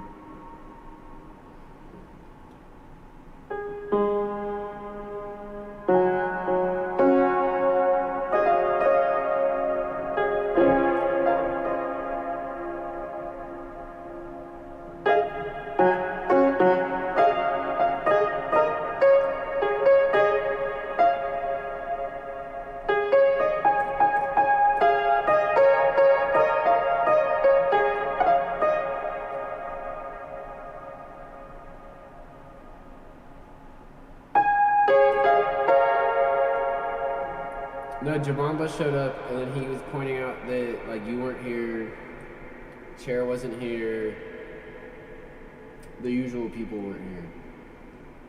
And I said, is that okay? Because tonight, it's just the guys. And then we started talking about fantasy football, and who our top picks were. And we were picking our guys that are our favorite fantasy. That's all. Right, Jemamba? Don't tell her. They never understand the fantasies of the football.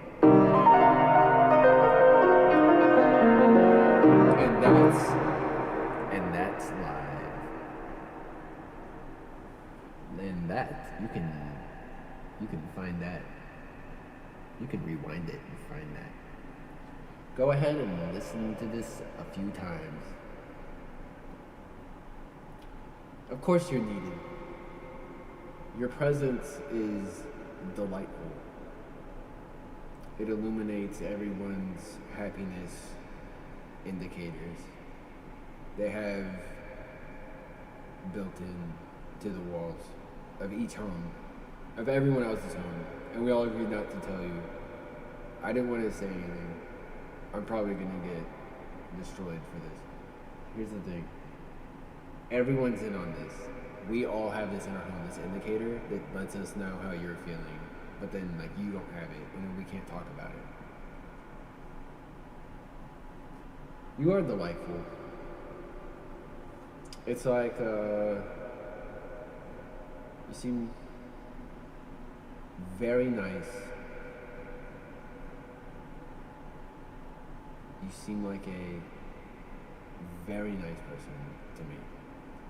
Now, I'm coming off this really crazy football fantasy bender, like this thing. But yeah, though you seem delightful is an appropriate word to describe. Yeah, that's fine. It's true. Yeah, Spider says you're a ray of sunshine. Yeah. I said nothing of this sort. Jamamba, we were talking. You were saying that your favorite fantasy football picks are more powerful than other people's picks. But we can't talk about that. You're not allowed to talk about it. We can't talk about it anymore. There's a woman here. You get in trouble. What's with the flattery? Nothing. No one comes here to watch me play piano. They all come here because you are here.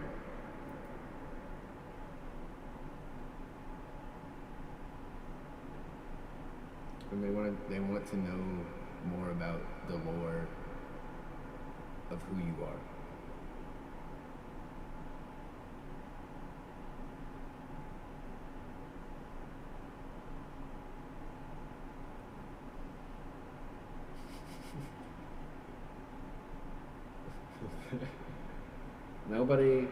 Nobody cares about what I'm doing.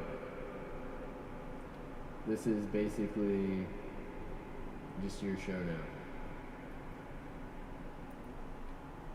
It's all that guy time. We were depleted from your divine feminine energy. Here's the thing. Yeah. We should do a poll. Do we need more divine feminine energy? And then is the people who, do we have enough of it? And oh, perfect. Hang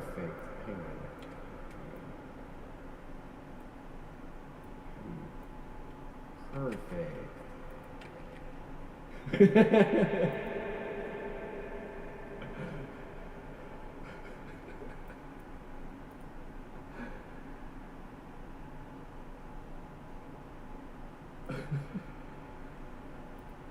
I'll just sum it up with, there you go, there's the poll. This is symbolic. It's true though. We're trying in a very roundabout way to say, Foxy, that yes, you're adored and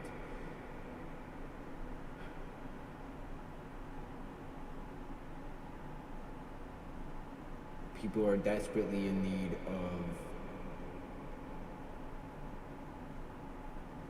the divine feminine magical powers of people like you. So they show up here and they wait in the chat for you and yell at me until you show up, and then they're all pretty cool.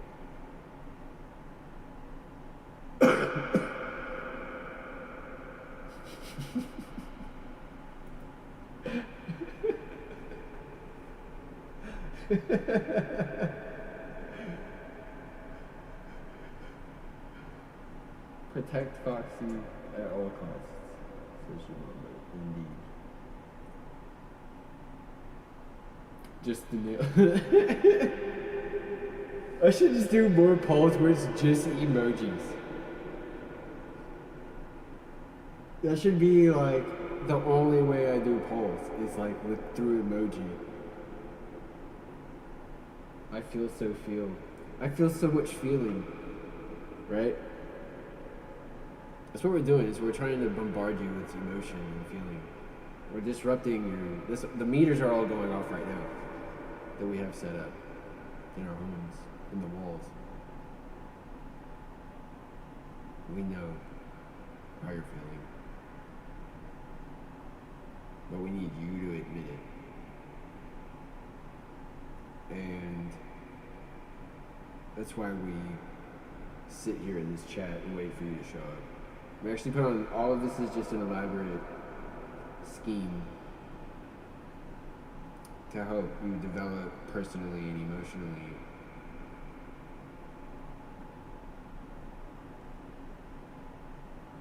And we're all actors. Jamamba and I, we went to middle school together. We're part of the same team. We've always been. Went to a private school. And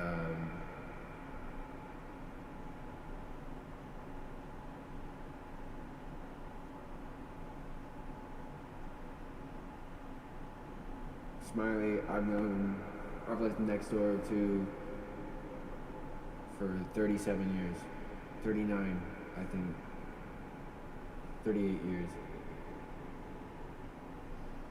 And all of this is actually fake. And actually you passed the test right now. You just did. Congratulations. You talked about your feelings.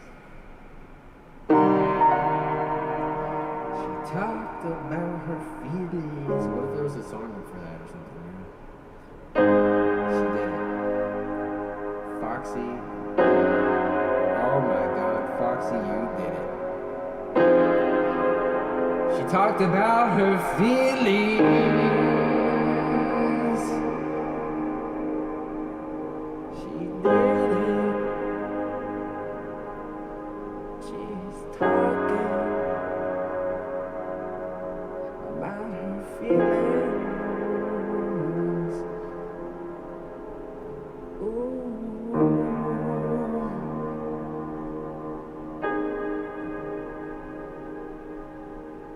It was just an elaborate test,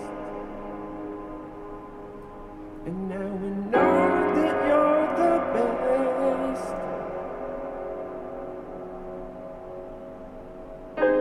We're all paid actors, and we're just watching, and we're proud of you.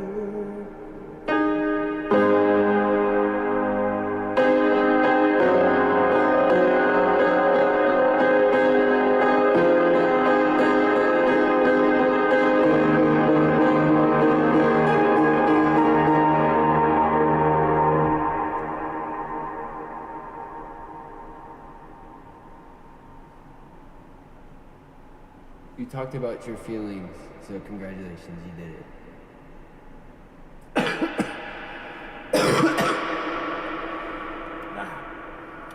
Took 15, 17, been working on this for about 19 years now. About 30 years, trying to get you to talk about your feelings. And we'll take it. We did it.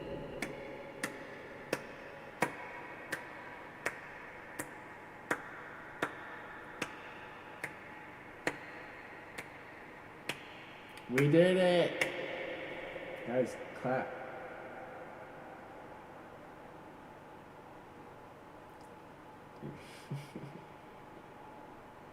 I learned a lot about fantasy football too. I learned a lot about myself. my likes, my dislikes. And that's what makes me a good fantasy footballer person.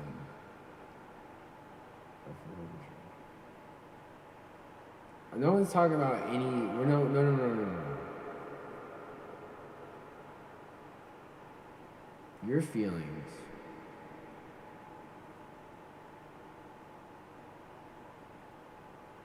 are there.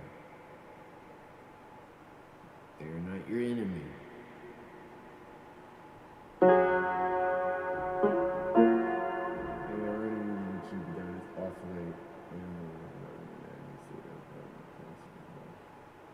We talk about fantasy football late into the night. Because, listen, because we need to. We have to explore. We have to explore boundaries via fantasy. We have to think and optimize which man in his body is the strongest in this position or in this position.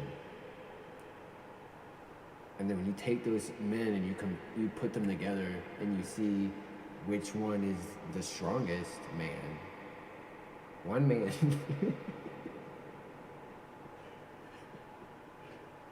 I try to explain it. One man, when you look at the numbers, one man will have to submit to the other man. It's just the science. It's just the math. And when you look at the numbers and the men's bodies and you compare them, you put them together and you look at the positions that they're in, one man will overpower, be a better fantasy pick than the other, and that's why we do it. So that's why people do fantasy. That's why we're out here fantasy football.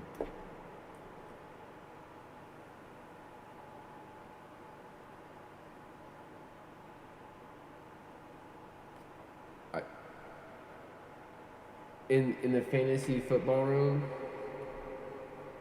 when you look at the numbers and you look at the men's bodies, you'll find there's someone who everyone will have to submit to. Yep. That's why and you take all those guys. That's what's fun about it. So that you take all those guys, the top guys that everyone has to submit to, and you start comparing them. And you say, like, is this man going to submit to this man?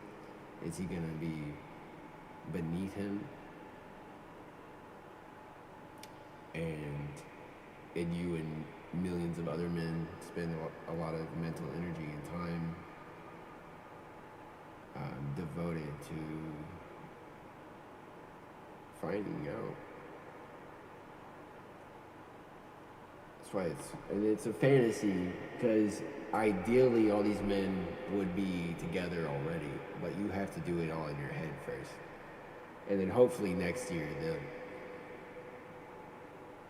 the right men will be with each other who need to be with each other.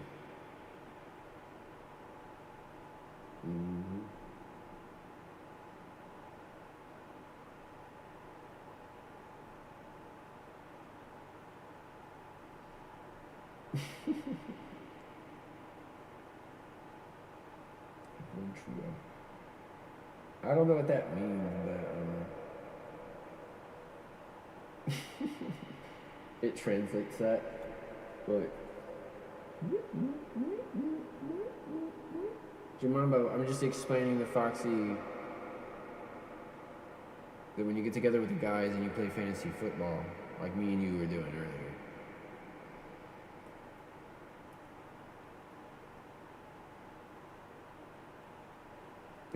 fantasy football. You get one man You look at his stats, his numbers, and you put him together with another man and his numbers and stats. And one man will prevail over the other. And that's where the fantasy begins.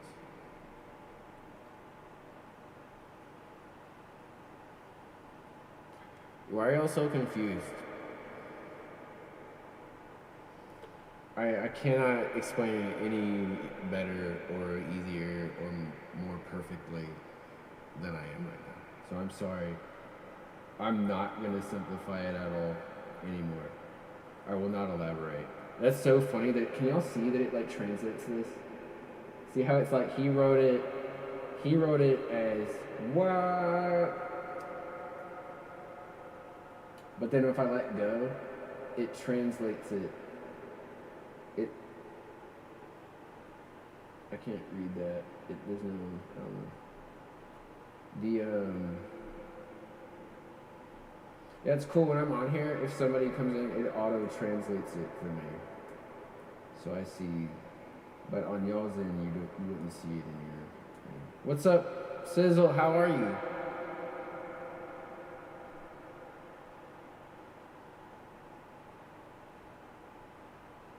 I was just hanging out with Jamambo.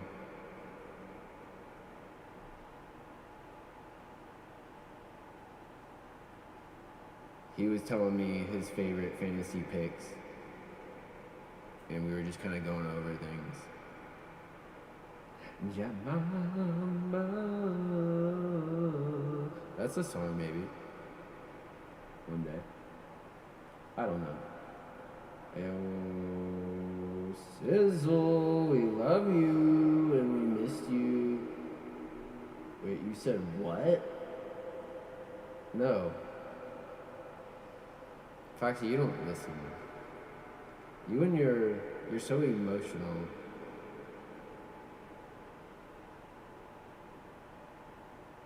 We're like, please talk about your emotions, and now you're just flying off the handle. And I'm teasing, I forgot I actually mentioned, like, I'm not, you're not actually flying off the handle, I'm just kidding. So you know.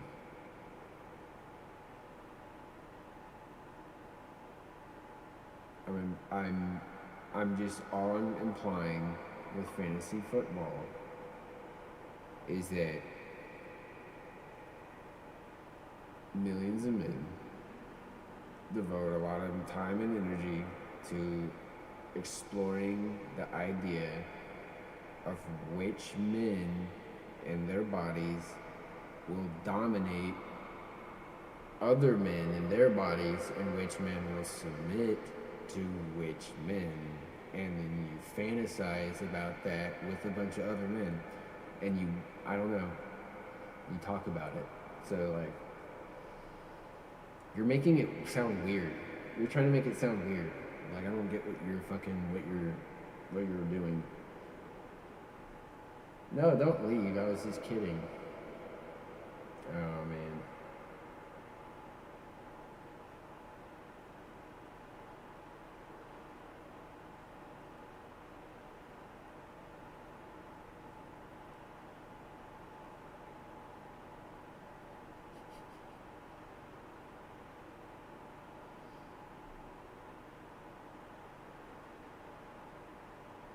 Like, you don't even have to fantasize that hard. You can just know which men are going to dominate the others, like, ahead of time. You can just look up stats and stuff, so.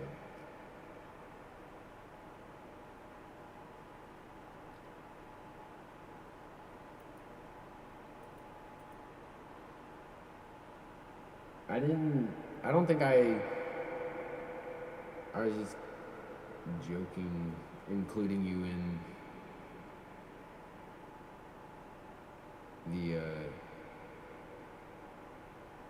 the games here. I'm sorry if you felt shot at. Definitely not the game that I'm playing.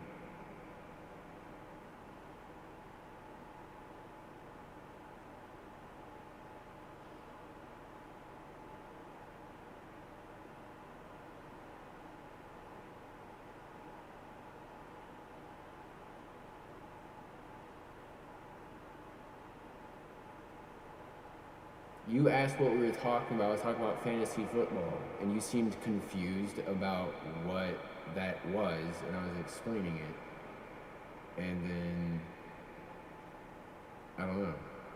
That's not even really what we're talking about. I was just trying to explain, like, because it seemed like you didn't know what we were talking about.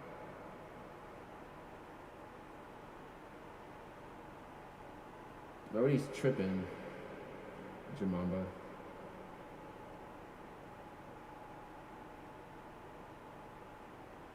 We're talking about fantasy football.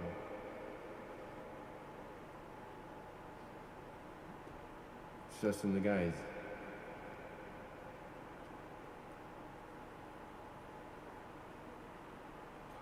And then Foxy was confused.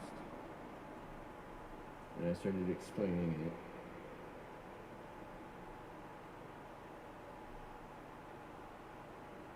And then I never said have men on top of men. I never said that. I never said those words.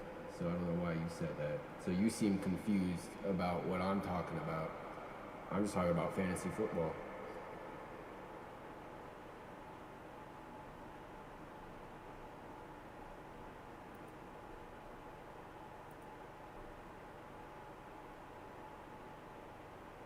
I didn't translate this one.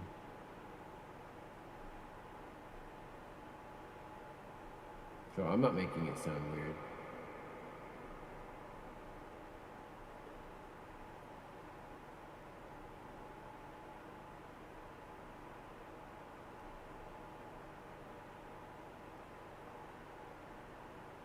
See, I never said you're like, I have men on top of men. I never said that.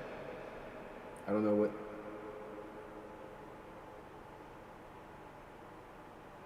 I'm not sure what happened there.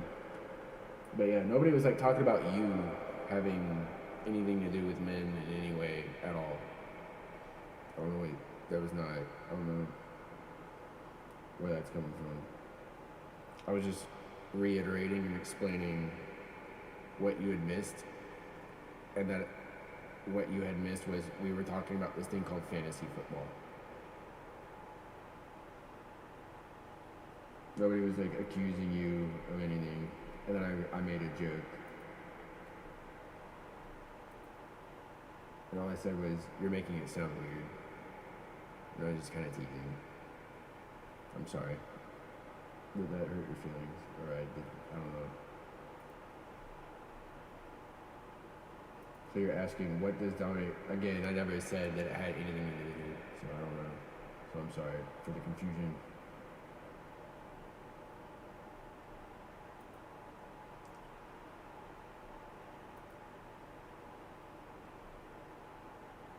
And Jamamba and I were talking about fantasy football together.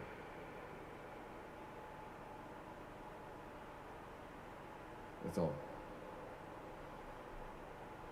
So I'm not tripping.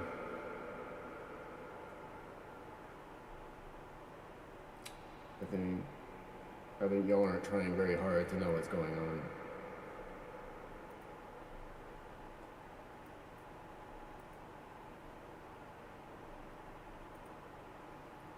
And now I'm confused by your presence.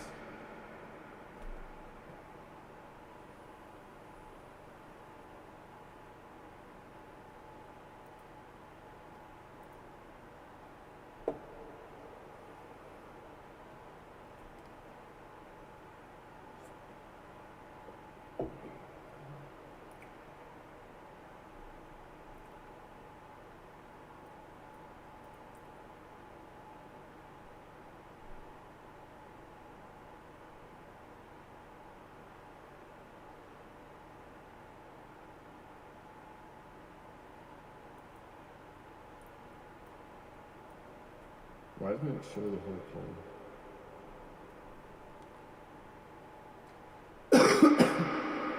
I'm not allowed to vote.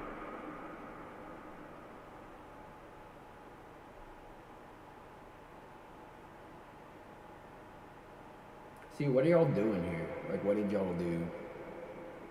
What did y'all bring me tonight? Thank you.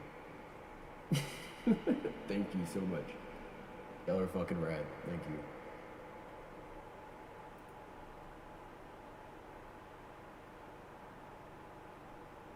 I know, right? I'm just trying to talk about fantasy football and all these people are getting bent out of shape. I'm just talking about men and which positions they're best in. And they think that I'm talking about them and all this. I don't even know what anyone's talking about. When the Jamama's here, acting like he wasn't talking about this shit.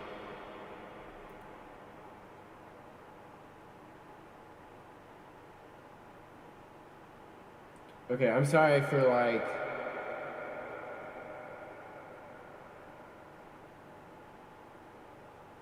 talking about fantasy football. I don't know. Like I can't. You're right. Like nobody should dominate women in a. Are you talking about like violently like abusing people and like being a terrible person? You shouldn't be like that. Like that's. I'm not sure what.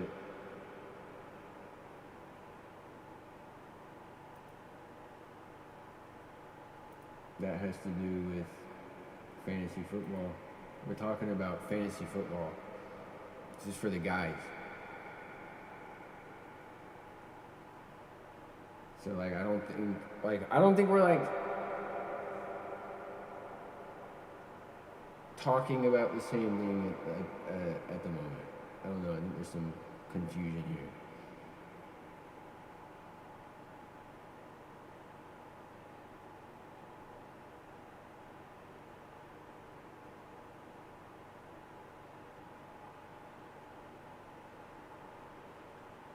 Or just what? I mean, it's like it shouldn't be a thing. But I mean, women don't play in fantasy football. Like they're not in the NFL. There's not a female like football league. I don't think. There's the WNBA. You could do like a fantasy football thing with the WNBA. I think. I don't know. That's kind of like weird. I think there's a lot of guys getting together and wanting to do like fantasy football stuff. Is there like fantasy leagues for like all kinds of sports?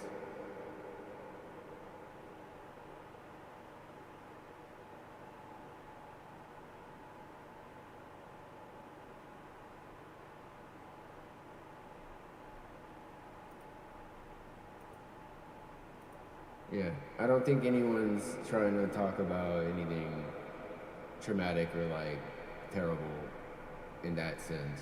It was more of a like fantasy football kind of way.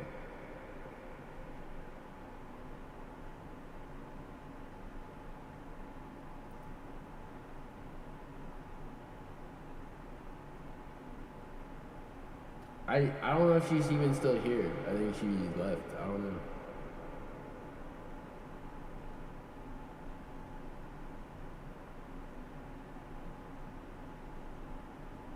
And she thinks I was like talking about it. I wasn't even. I'm confused. I don't know what happened. I was just talking about fantasy football, and now everything is just fucking stupid. This is all your fault, Jamamba. Thank you. Fucking fantasy football fanatic.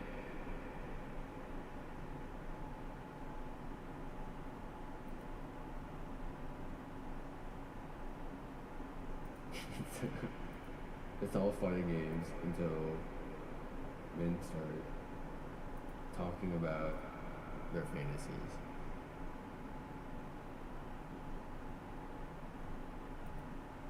God forbid. I don't even understand like where this was like what direction this was going. What the fuck? Like, god damn. I'm sorry, like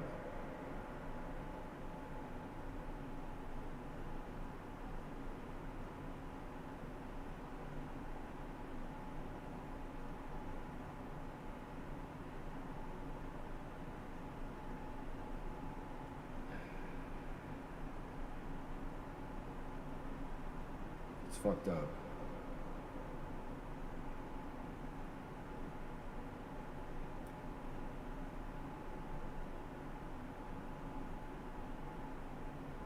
This is why men have to go into hide in their offices at night and play fantasy football with their friends.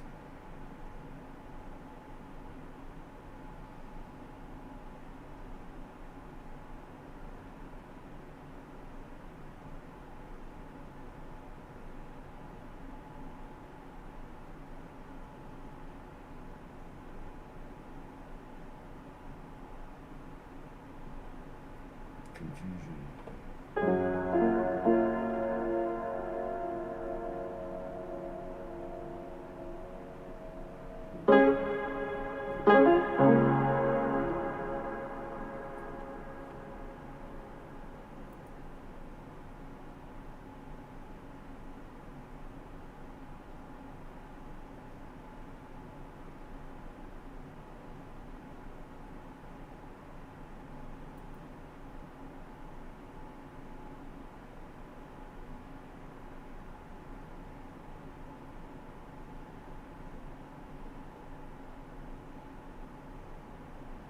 Because we were talking about football. That's essentially the nature of the sport, is men overpowering each other. It's symbolic and ritualistic.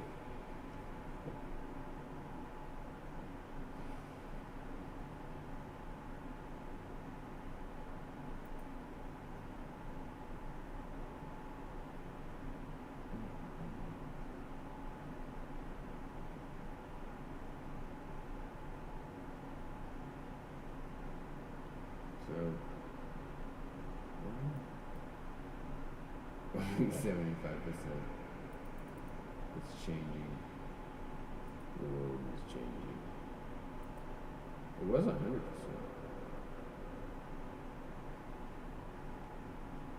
See, the problem is people stop communicating or try to communicate effectively or in like a meaningful or faithful kind of way.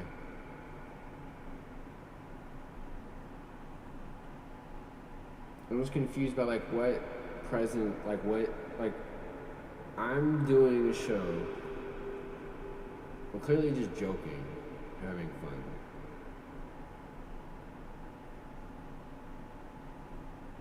And you're just not allowed.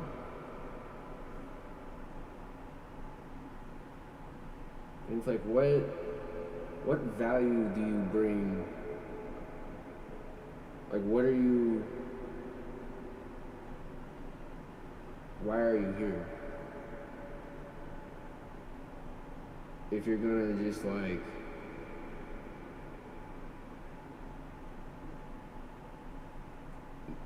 do this.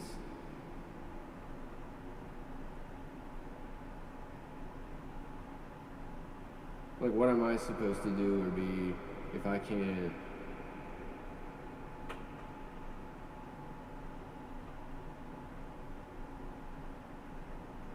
And then if you don't communicate,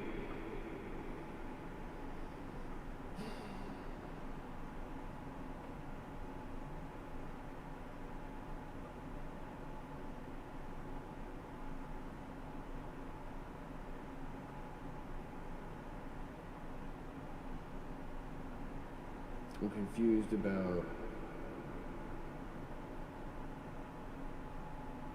what role it is I am to serve in certain people's lives.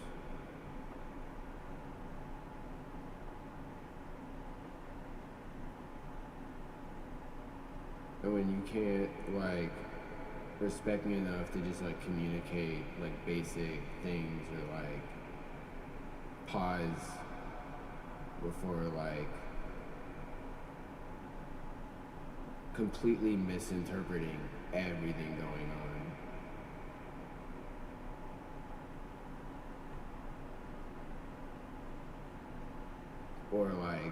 Or just trying to communicate and like work it out. Instead of just like silence or leaving or like whatever. And that's just like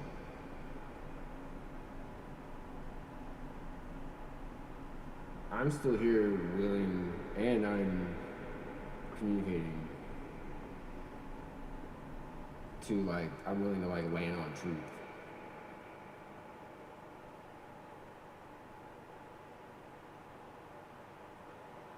Is it not worth, like, a conversation or trying to figure out?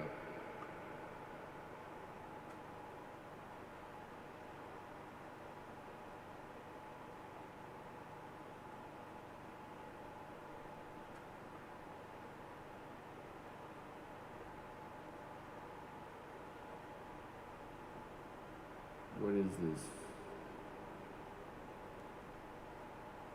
Live.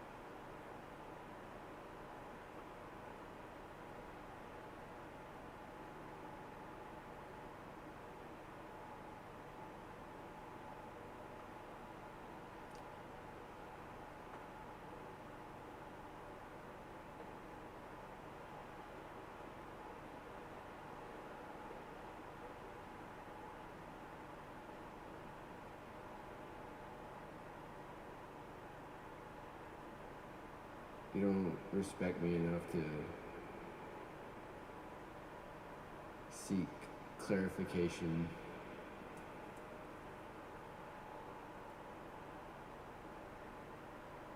Or I'm not talking about Foxy.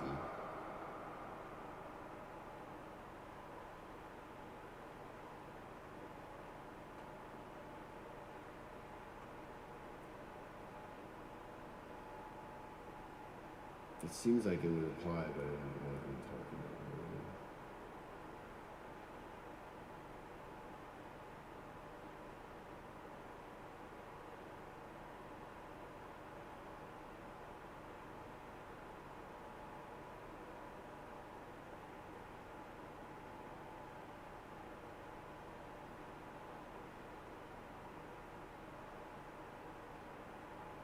about. No, it's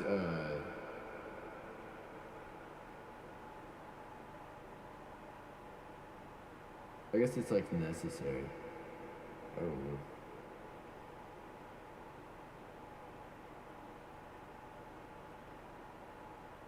Right? That it's a part of like growing friendships, relationships, things like that. But I think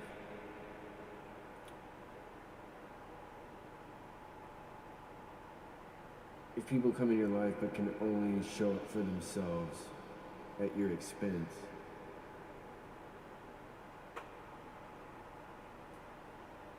and then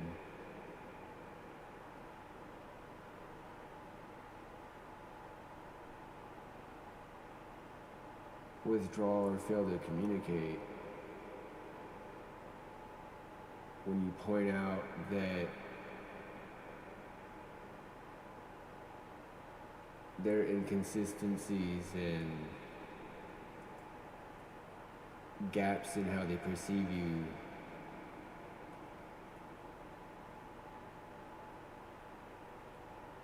don't match their assumptions.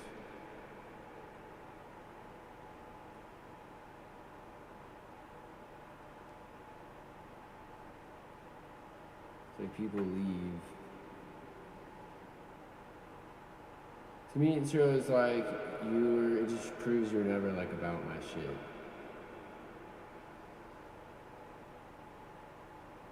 You're just on some fantasy shit.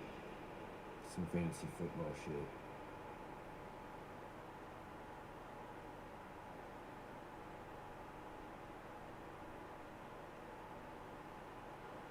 Because people, like human beings, like communicate and stuff in a way that is generative and mutually beneficial.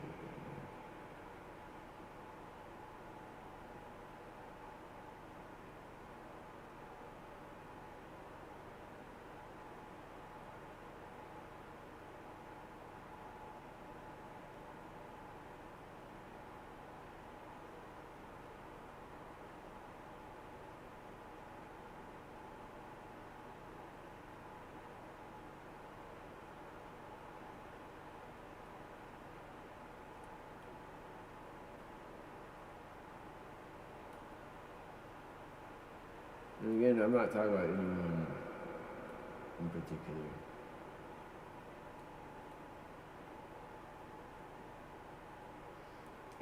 It's literally anyone in your life or anyone in general who sort of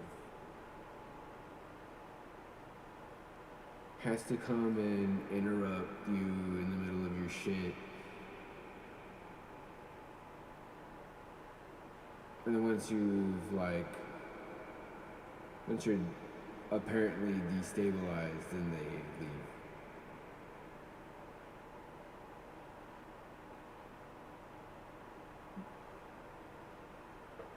Hey Betty. And like I think Jamamba is like a really good example of that, if there is an example.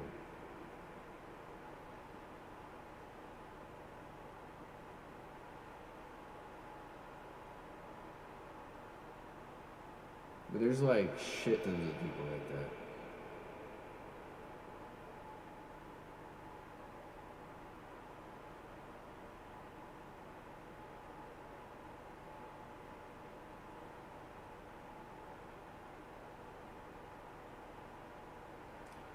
We call them lizards here, AJ.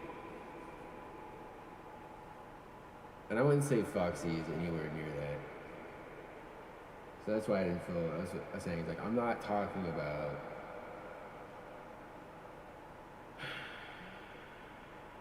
you're right. It's like she's at work. That's, I figured.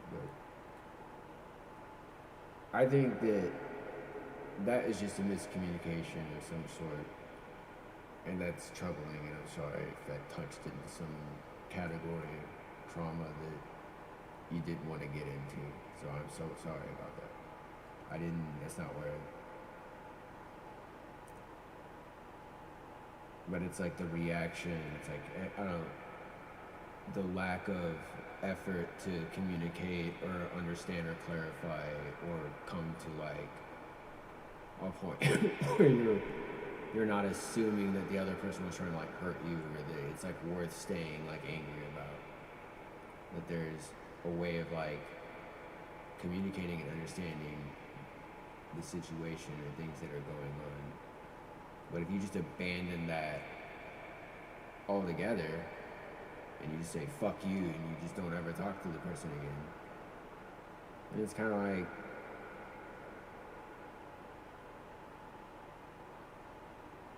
I'm not gonna, like, what am I supposed to do?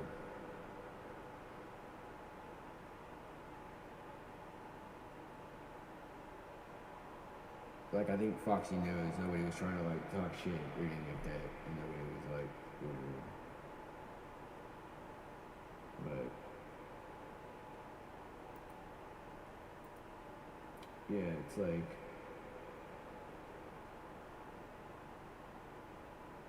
there's, like, genuine ass people like you, AJ, Betty, Smiley. Like, there's people who come through here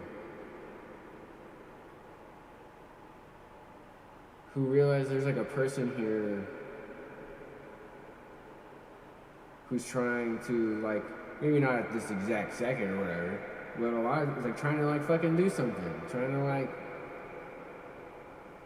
entertain or like be here and be present for you, to communicate with. And you guys are able to behave like human beings. You guys are setting the bar and the standard by just communicating in a normal capacity. And if there was a misunderstanding, you try to clear it up. Because it's like, oh, I just misunderstood, sorry. Because you understand that's how shit goes, like, and you're homies, so you want to, like, you just, if there even was one. In the rare instances of that happening, you'd clear it up. You wouldn't just bail on the motherfucker, like, and then ignore them and shit, and cause a scene in the middle of their fucking show and stuff, and then leave after they're all like, that's fucking ridiculous.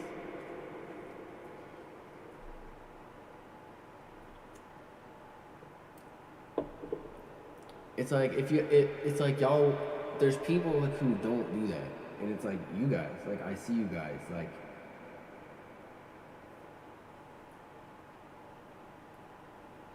You didn't. It's not. It's like there's a lack of willingness to recognize or connect with like the fucking truth in people that's on display to me. Like, I don't think you need to apologize for shit. Like, I think being willing or able to like communicate and figure out like what's wrong. And I think like Foxy, if she was here, like she could be able to do that. I think there's a lot of people though who it shows like that they don't fucking give a fuck. It proves that if you had an assumption that this person was a fake piece of shit, well, there's your fucking sign. Like, there will be zero fucking effort to clarify or seek any sort of like balance in any way. And when you're dealing with people who aren't fake and full of shit or here for themselves or whatever, then you can have that conversation. You can be a human fucking being. You can, like, if there's a misunderstanding, like, you fucking try to fix it.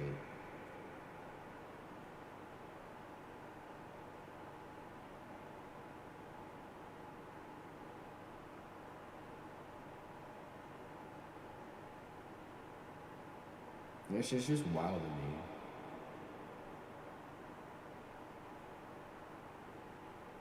How it seems like people will come in your life just to disrupt you. Once they see that, like, you're not okay, they're like, all right, good. And then they just leave.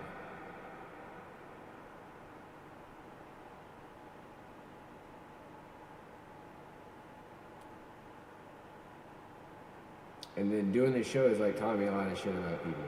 And like, how to like discern.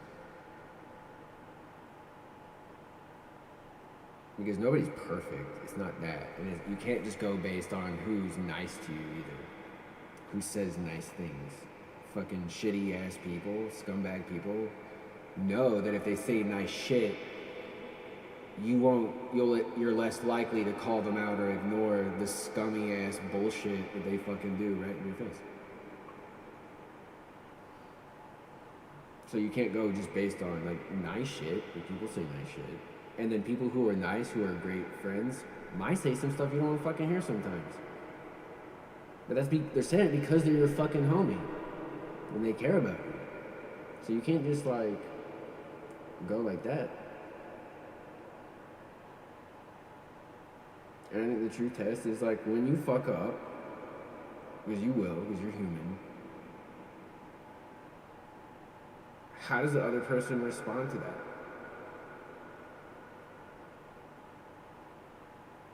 Or when they fuck up and you explain it to them or you tell them, you know, hey, you know, this kind of bugged me or this happened or no. Like, how do they give a fucking shit? Do they actually change in any way, their actions? Or do they just keep being a fucking asshole to you?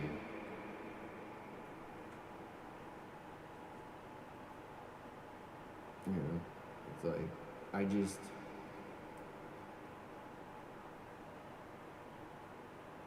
I literally don't fucking ask for shit. I'm pretty sure. The only time I've ever asked for donations is like as a joke. Like ironically. 2 or 3 times to people who are being assholes.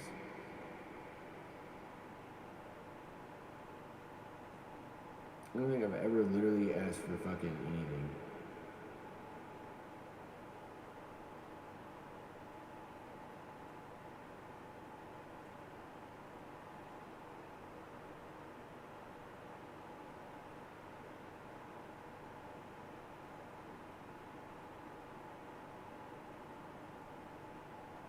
I just wanted to play piano for you and make you laugh.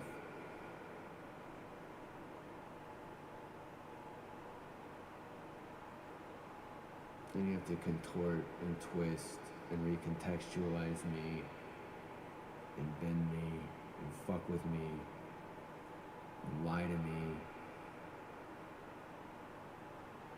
Waste my fucking time.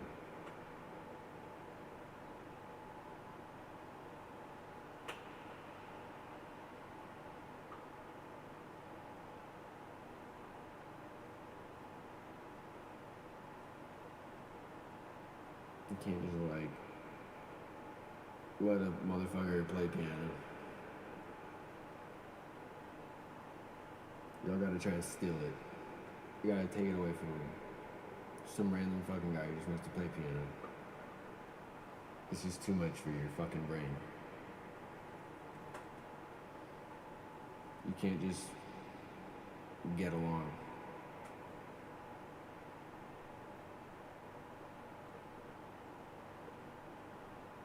See, I fucking love this guy. What's up, Indian Spidey?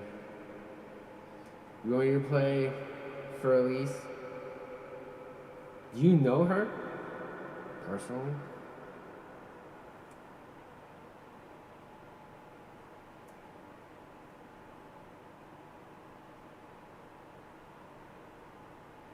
Right, it just makes me wonder that it's like, if you're not willing, it just shows like you're up to, you're there for some other reason. Right? Like at the very least. Like this person's here because they just want to hear some piano. Indian Spidey. Furlies. Easy. Like I'm a robot. But it's like, they're up front with what they want. They're honest. I know what they want. I know where their brain is. Easy. They're not up to some shit. They're not a fucking asshole. They just want to hear some fucking piano. It's fine. That makes perfect fucking sense, right? You guys, everything you're saying makes perfect fucking sense. Tracks with the context of where I'm at. I'm not very complicated. There's some irony at times here in some of the humor a little bit. But I think for the most part, like, it's pretty accessible, like where I'm coming from. So for you to like be constantly fucking feigning confusion at like where the value is of what I do and then abandoning me when I point out how disruptive that is. What the fuck were you here for? Who the fuck am I to you?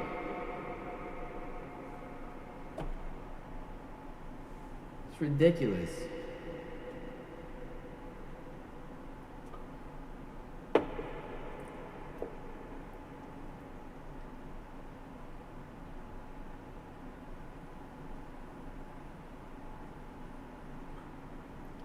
Like, it's like, how are you gonna try to steal like the one thing that makes a motherfucker happy? He loves doing it, and you're like gonna talk, you're like, fuck you. For what? For what? Jeez.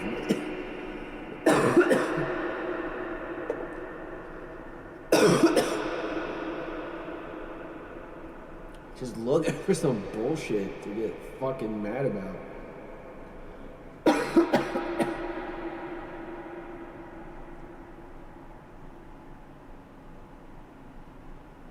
Like if my whole night gets completely fucked up now, who gives a fuck? Because your feelings got hurt because you misinterpreted a joke.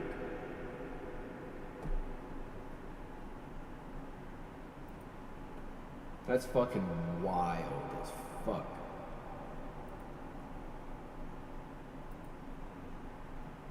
I don't like calling people jealous because you can't prove that.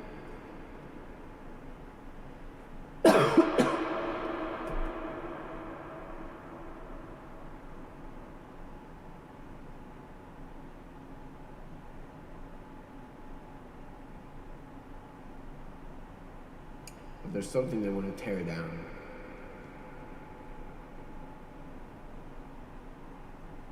like, I'm not your fucking ex-boyfriend. I feel like I'm treated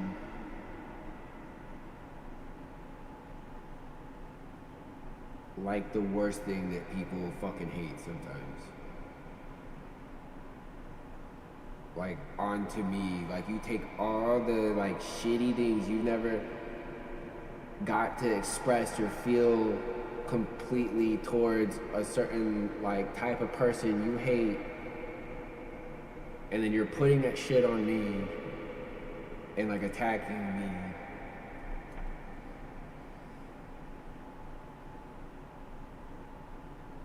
And it could be something general. You could say like men. It could be like you hate people who wear green shirts or who have AirPods.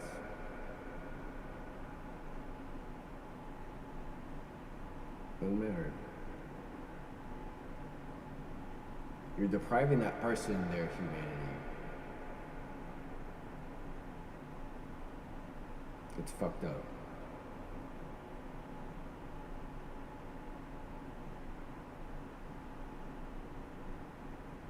Got me thinking about like art, just in general, should be accessible to everyone. That like you have good advice or a view on something, then it's applicable in any time, place, culture, location, whether you're rich or poor, or old or young, or on the move. It's fucking right, it's right. It's true, right?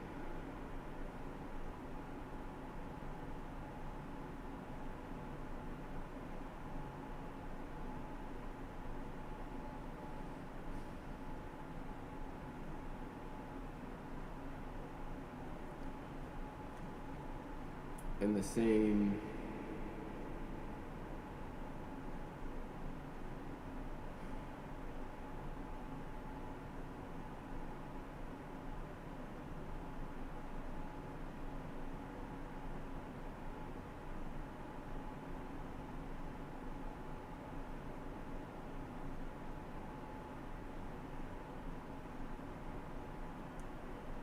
it's true for people. I try to communicate telepathically.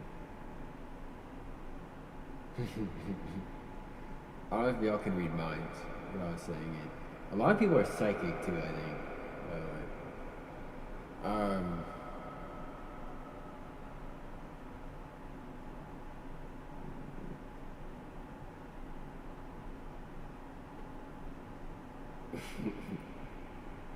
No comment. Sorry. Sorry, man, you gotta go. Can you tell people that? Tell people that. You know how hard it is to control a conversation as you see, or try to consider others.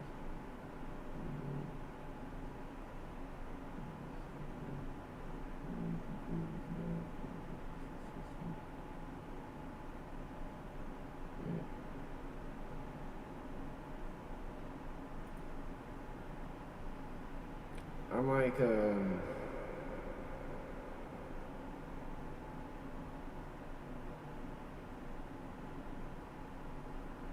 I've learned a lot from this. Can't really learn to corral conversation. Hearing others.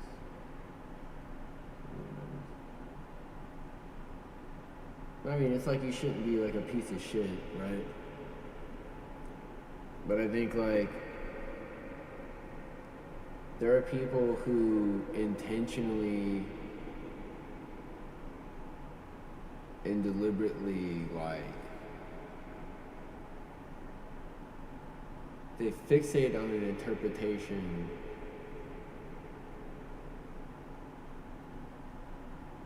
based on like a value system they inherited, right? From like wherever.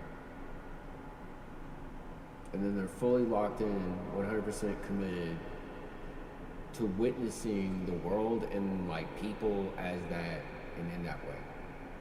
And they ignore fucking everything.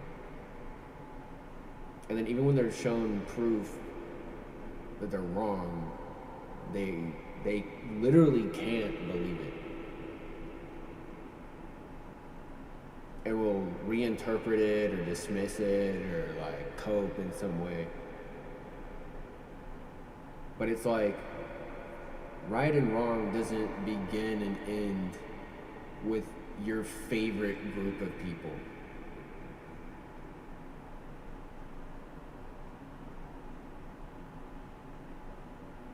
So like being a piece of shit is just being a piece of shit. It doesn't matter. Well, it's because fucking you said this shit. It's like, well, having like a conversation is important. I mean, it's like it depends on like a lot of context, right? But I think a lot of people have abandoned trying to like communicate or think that it's like worth doing, or like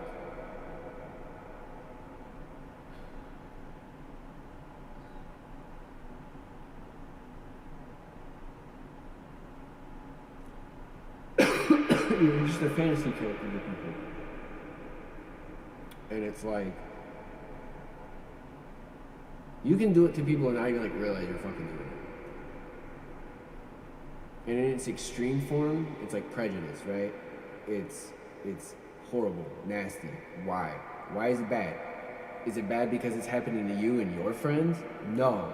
It's bad because it's depriving you your fucking ability to recognize yourself as like a human being, as like a free agent. It's depriving you the capacities and the God-given soul and meaning and value of who you are as an individual. That's why it's fucked up. It's not because this person did it to this person or blah blah blah blah blah. It's no. Fundamentally, it's evil because you're sucking the fucking soul out of them when you do that shit. You kick the fucking legs out from under them. And if you're in a position above them or you're in some sort of authority or they love you, and or care deeply about you,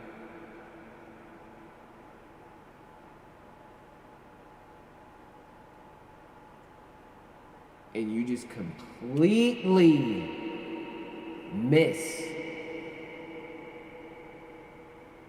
not just miss who they are, but like invent an entirely new reality and version of who they are and commit yourself 100% to proving yourself and your assumptions about them, no matter how many times you're proven wrong, no matter how many people got your back.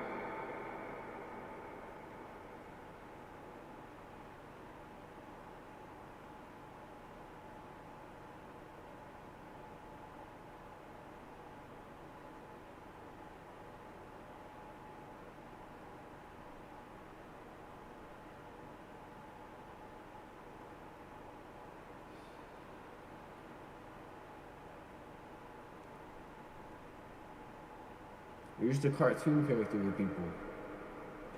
You were saying something that it's gotta be hard.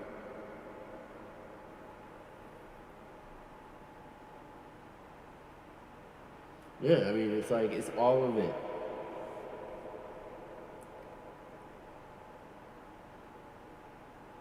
And then it's like, you can't even begin trying to like connect with people unless you're willing to see them for like who they are, you know?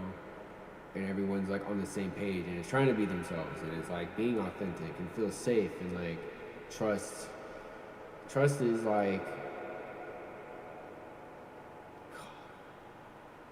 love without trust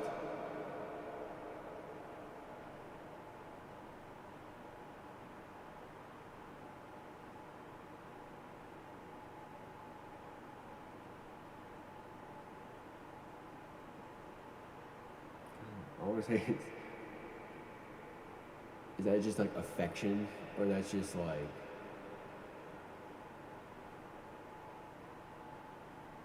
an ambiguous. I'm just saying it's like trust is hella important. And people only trust like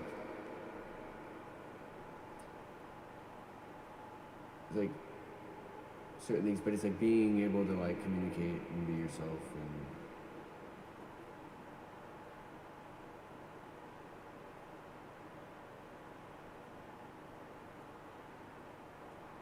you're just dealing with people's like bullshit. You're just gonna be like a punching bag at times for people's like shit like they just couldn't like say or do or deal with or like whatever. Like people will like literally just not let you be who you are. And then as soon as you start trying to like put your foot down and be yourself, like no, this is how I am. What are you talking about? Then they just like dip. They can't fucking deal with it.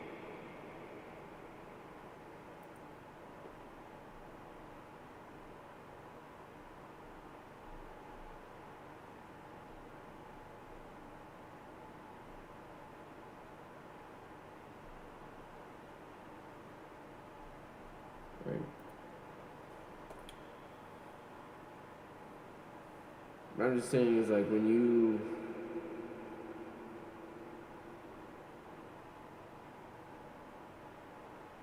care about people, like you take them in for like who they are, like all like their weird shittiness and stuff, and you see that, and it's okay, and you understand.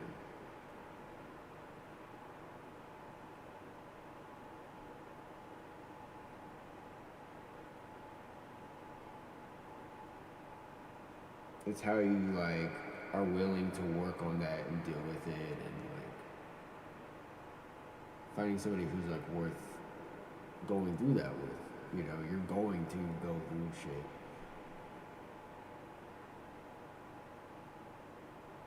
But going in knowing it's like nobody's perfect, like you're gonna try, and that this person's like worth it. Like everything is like a gesture of faith towards like that good, that dream. And then every day, like your relationship can just get like better and better.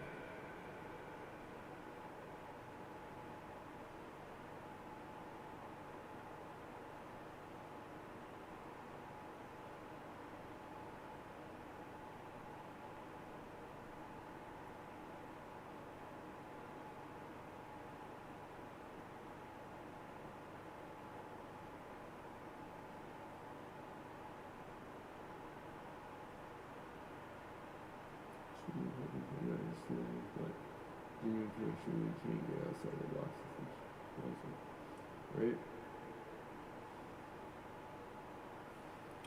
I feel like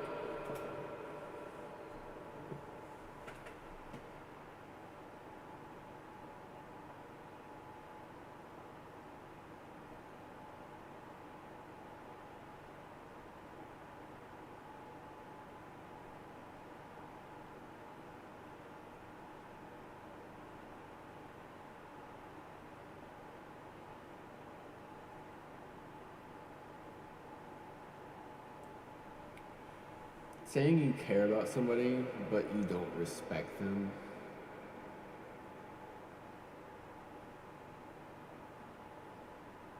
It depends on your definition of care. 'Cause I would say, in my definition, you don't fucking care.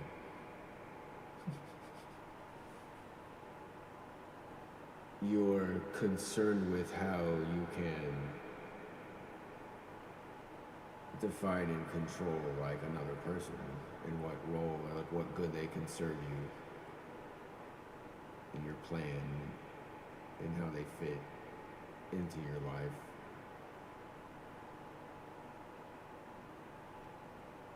But respect, it comes with, it implies a certain degree of like mutual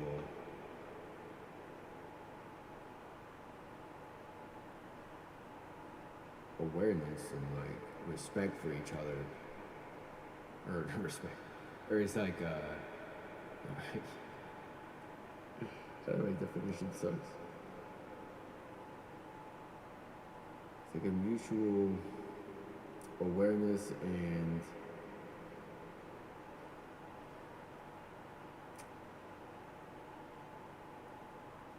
like alignment with each other.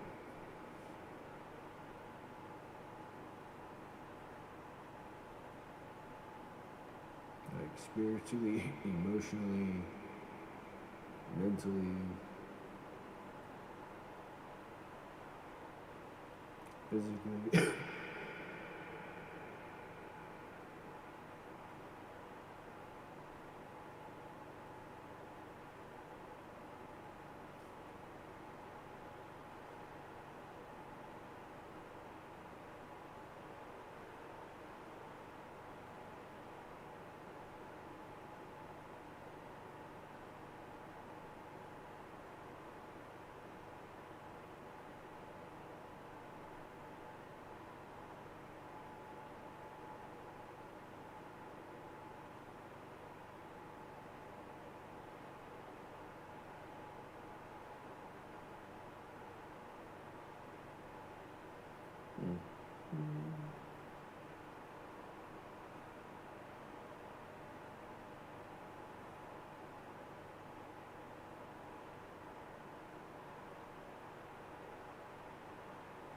Disconnected by face to face is a good song that touches all these songs.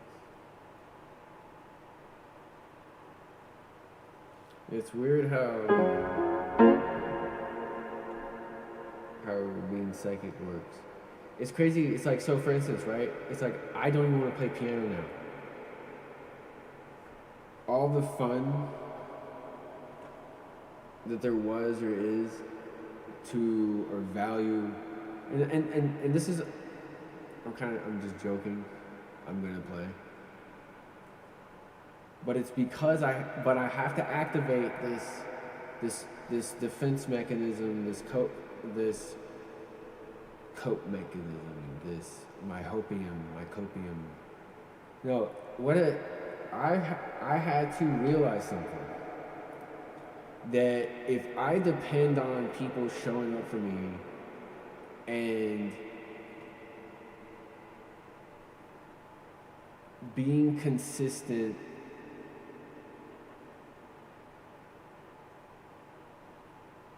and this is like a life lesson I realized, was like, how it's like, okay, I got like super bummed out, right? So that's like depression, like I'm bummed as fuck. Like you've taken something that I cared about and made it really, really hard to plug into and do, because now I'm self-conscious. Now I'm worried about like what I'm doing. Is it good enough? Da da da da da. Right? I'm thinking like a relationship with me and my piano. And I'm so upset. I don't want to fucking play it. What's the fucking point?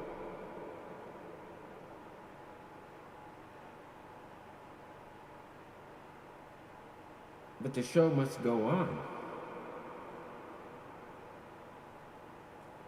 Row, row, row your boat. So I'm like, how the fuck do I survive this? How do I find a place mentally after I'm in a state of like, I'm shattered inside my heart, in my head. I can barely breathe. I'm anxious, I'm nervous, I'm scared, I'm vulnerable.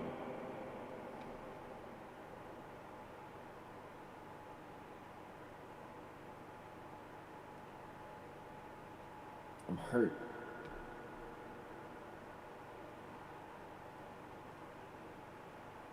And it's not once or twice or 3 times, it's just all the fucking time.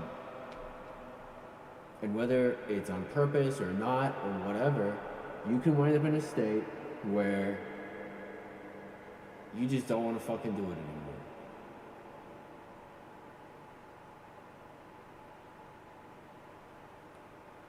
And it's not the people who are talking shit. It's not all the people who were throwing stones or trying to fuck you over like this or that. It's none of the obvious shit. It's not the people with a scar on their fucking face. It's none of that shit. It's the person that you least expect. It's the one person you'll care about, you'll connect with. It'll be subtle. A deflation of like your tires. And before you realize it, it's too fucking late. You've been poisoned. And you can't get it out of your fucking head. And what do, right? When you don't want to play. You have no fucks. And you find yourself in a situation, but you're like, the show must go on. I gotta fucking do something. What do? Because right now, nothing inside of me wants to create music for anybody.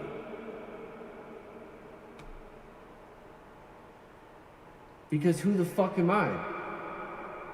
I'm not worth this person's time or discernment, or I'm not worth this promotion or this value or this title or this degree or this place or this thing or this whatever. I'm not complicated enough. I'm not simple enough. I'm not fancy enough. I'm not interesting enough, or I'm not real, I'm too real, or I'm not real enough, or it's like it doesn't matter, right? What you fucking do. Someone's gonna come in and try to destabilize you. It just is how it works. I don't know why. And so what do you do when you don't give a fuck and you think that every note that you push is just them laughing in your face?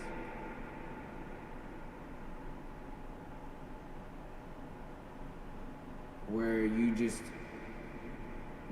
like a lot of other people are just fucking dickheads and shitty people. But when somebody close to you just kicks you in the fucking balls over and over and over and over, and doesn't fucking care,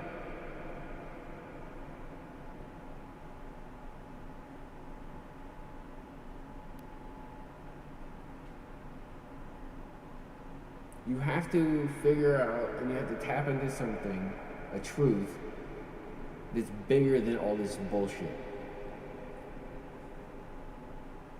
Because the show must go on. AJ, thank you for the donation.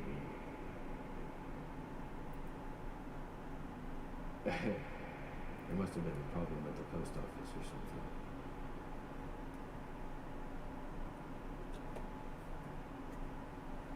Like, I want to talk about shit, but it's like if there's no chance to talk, then I don't know.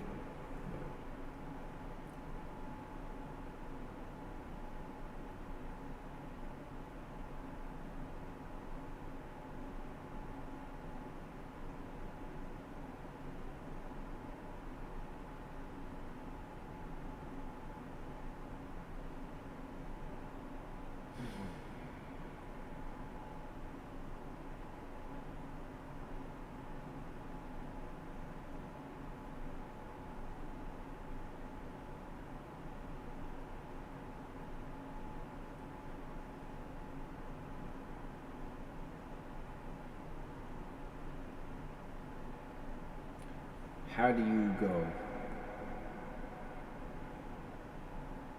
Right? Because you're broken down, right? You feel like shit. Oh, silly. Legend.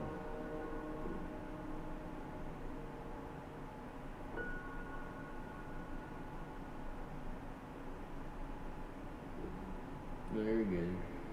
You can catch up. Ceiling Fan is gonna do every line by line, every lyric to Imagine. And so we will take some time. See, ceiling fan is an example of a person who comes in your life and just makes it better for no reason. They don't ask for anything. They don't take anything from you. They don't undermine you. They don't try to like take the value, make you feel fucking stupid. They just show up and try to make everybody happy. For no reason. Nobody asked them to. They're an angel. I fucking love this guy.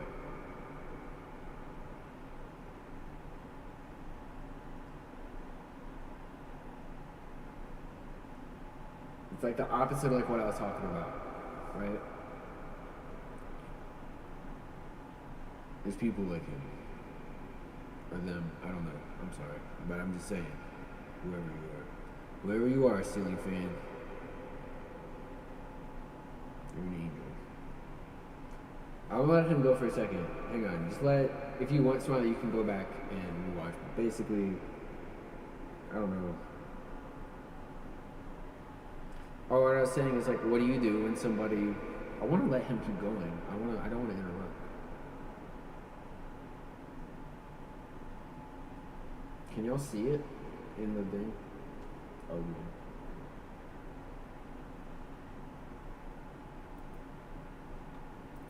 He's so good. God.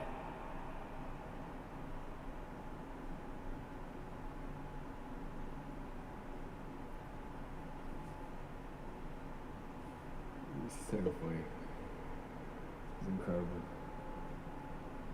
His voice is amazing, isn't it?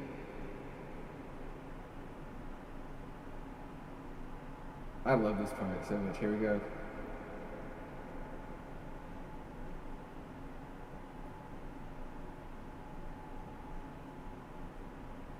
There it comes.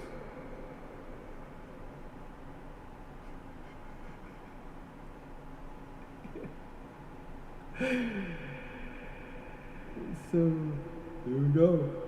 God, I'm getting like moved right now.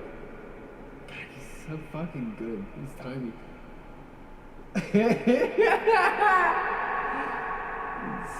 It's so well written and sung. His voice is incredible.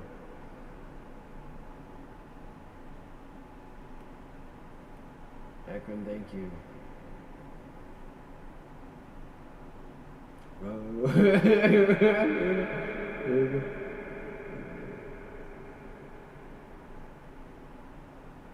Ceiling fan.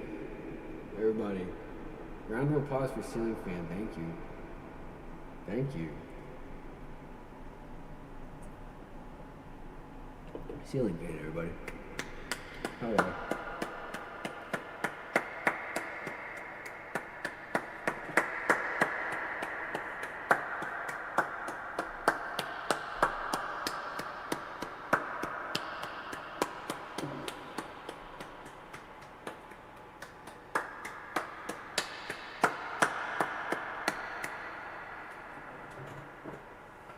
That was good. Fuck yeah, dude.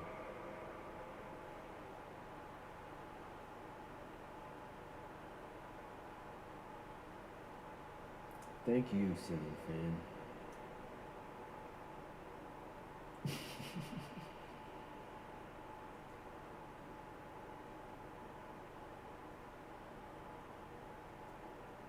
Ceiling fan.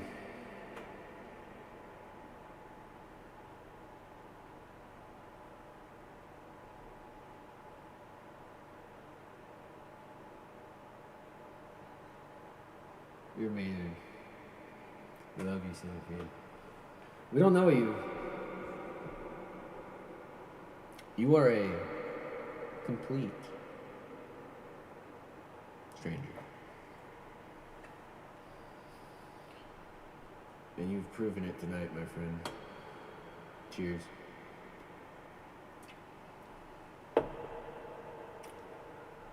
You are one complete stranger.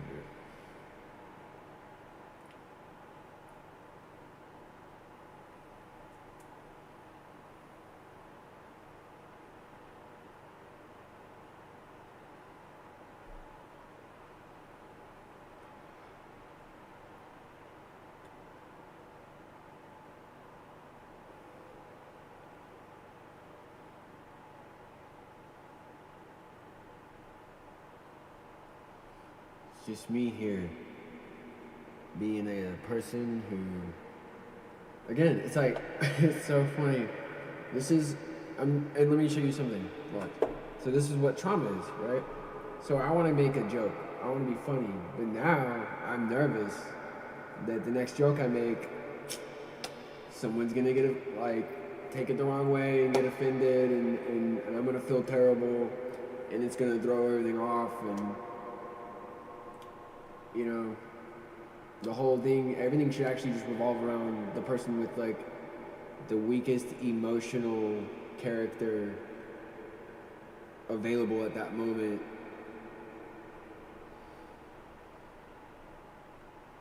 Who feels entitled to making everything. We should do that. We should only make things that are as accessible as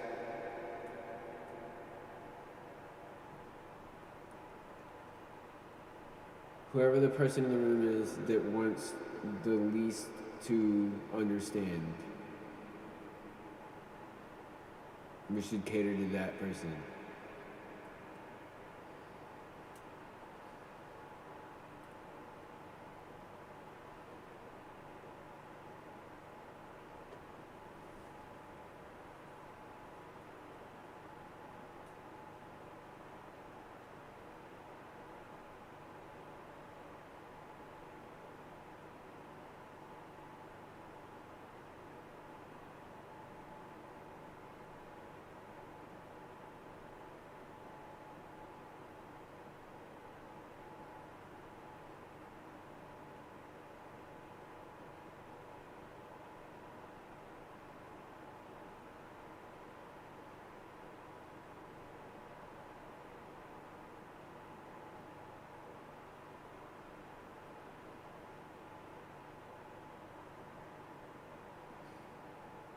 And so you may ask yourself, what do you do when you don't want to hit any keys, you don't want to do anything?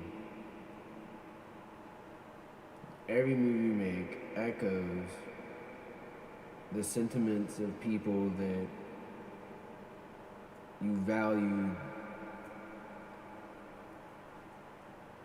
They didn't see the worth or value in what notes you hit or why. They never cared.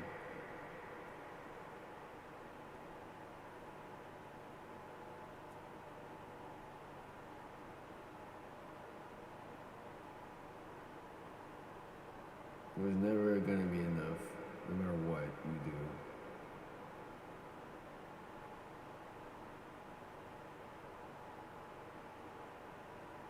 So you have this obstacle, right? This depression, this trauma. What do? You call the boys, do a little fantasy football, picks, have some fun with the guys. Honey, do you have fun with the boys? You could do that if you wanted to. Excuse my body, guys. And gals. That was like Australian. Gals. Gals. Nah. Alright, what was I saying? Oh yeah, so let's say you're depressed. Right? And every move you make, everything you do, you feel like a fucking idiot. And the only thing that makes you happy, let's say it's like collecting Pokemon cards. And one day, and you love collecting Pokemon cards. I don't really personally anymore. I did back in the day, so don't get mad at me, and don't try to talk to me about Pokemon. I don't really know anything about it, so I'm sorry. But what I'm saying is it's an example, okay? So let's say you're really into that, and let's say one day somebody you really respect basically insinuates that you're a fucking retard because you love this thing. You love. And the way that you do it in particular is fucking stupid as fuck. But you're my friend. I care about you. That's why I should let you know. And I think one day, like, you could potentially collect Pokemon cards correctly. But right now, like, I don't know. I just think you're like, I don't know, card collecting, gee. Right? Like, just makes you feel like complete shit.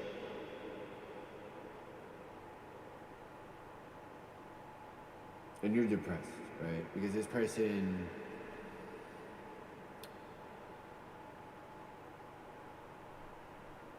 you feel like you connect with, you fuck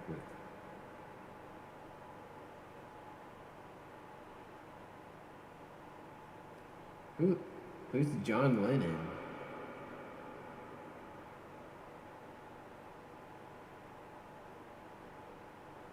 And then somebody in the chat used to be like, bro, you don't know who John Lennon is, bro. You're fucking tripping, man. Somebody who's trying to demonstrate how superior their perspective is over mine, while also demonstrating that they completely lack the capacity for recognizing, like, figurative expression. They're so smart, but they can't tell the difference.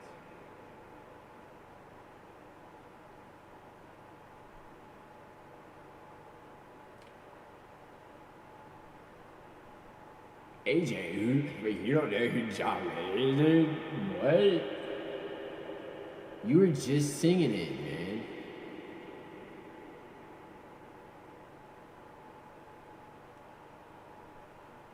You're tripping, AJ.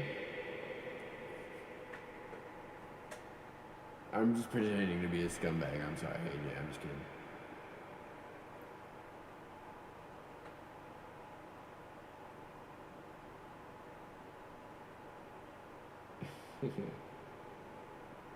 Strong people lift others up because they know it's of no risk to them to assist another on their journey.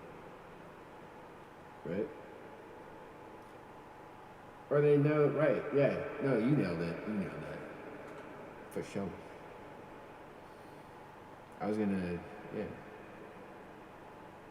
In a lot of ways. Right? I know AJ. We know what to do. No, but what I was saying is, okay, so you're depressed, right? You've had the air knocked out of your lungs, right? Your friend, your dad, your mom, your crush, your boss, your fucking, the cashier at the grocery store, your mailman, whoever, somebody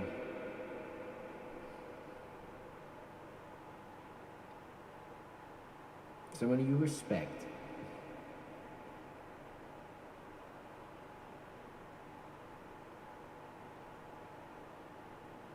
Maybe even not even on purpose, just straight up steals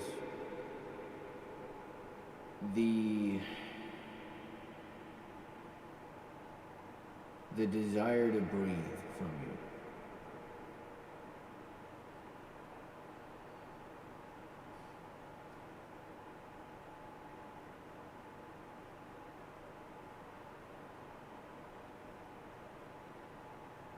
But the show must go on. What do you do?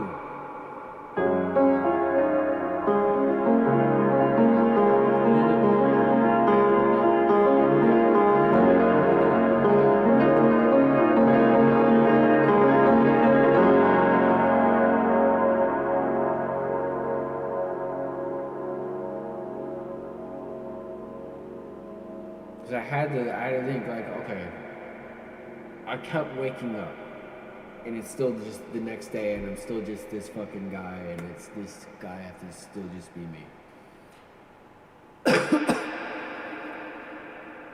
Am I gonna just suffer forever? I'm just never gonna fucking play piano again.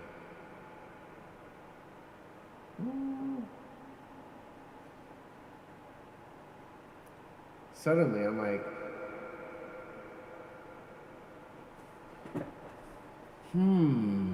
Go-goom, go-goom, go-goom. It's like, I remember I got like nostalgic for it. Because I was like, I started thinking like, am I never gonna fuck with this again? I got nostalgic for it, this relationship between me and this piano. Also, it's also symbolically, I will talk about my life, or our lives, or life, or whatever. But anyway, just the piano. I got nostalgic for, upon thinking and realizing, am I gonna never fucking, am I really me? Never gonna play again, ever. Ever, ever, ever again.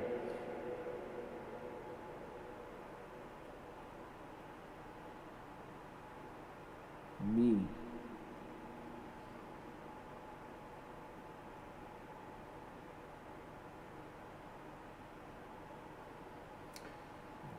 Goo-goo, goo-goo, right? Goo-goo. I felt something familiar that I hadn't felt in a while. Because I was accessing an interpretation and a relationship with this thing that I had buried.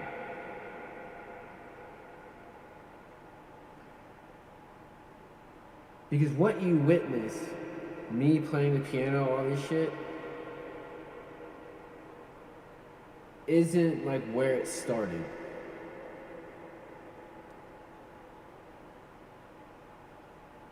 And so you're like, okay, am I never gonna fucking with this again?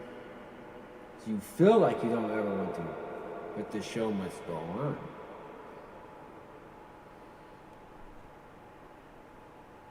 And so then upon like toying with the idea of like forfeiting, my heart began, and I remember this all started with me just sitting down at this thing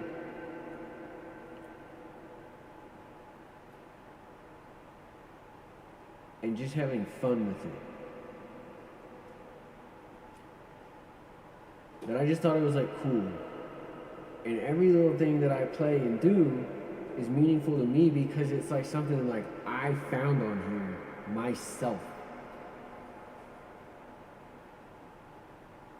I think just between you and me, the reason why I don't learn how to read music and stuff is because like I feel like my relationship with like this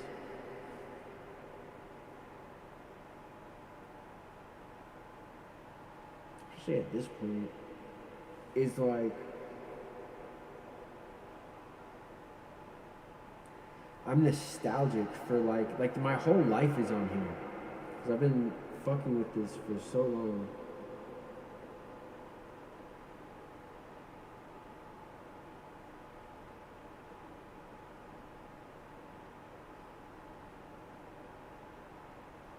Like I play songs from like when I was a little kid, like just fucking playing Ocarina of Time with my friends and shit. And it's like everything I play is like I can just teleport to like different emotional places and states and times and stuff. It's crazy.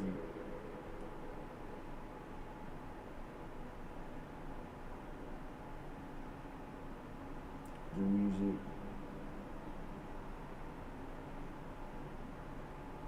Like Link.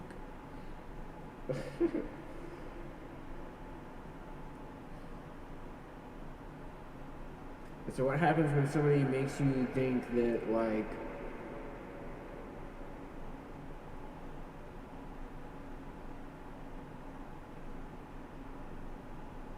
this connection, this voice, this value and meaning, and this love that you have for something,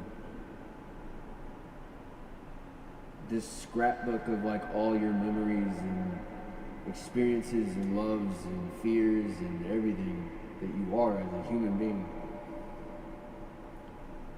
and how you play, and how like each thing is like its own thing that's evolved and grown, every component of you, and like the different angles and sides and rhythms, and you found and discovered in like in seclusion in your time with yourself and like reflection, ritualistically like repeat, like learning and growing and trying to like evolve.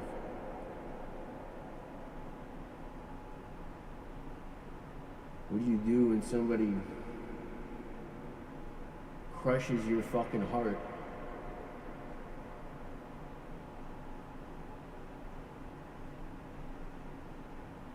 And tells you like that ain't shit.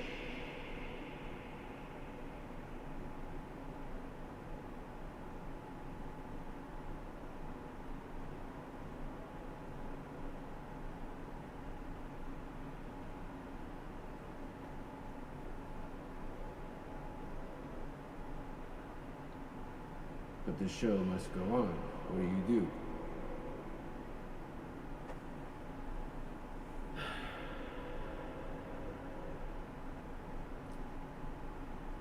You recognize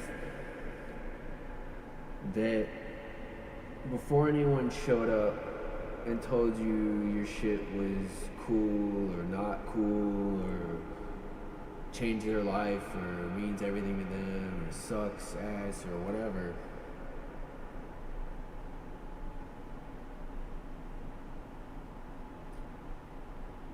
you started off as an explorer.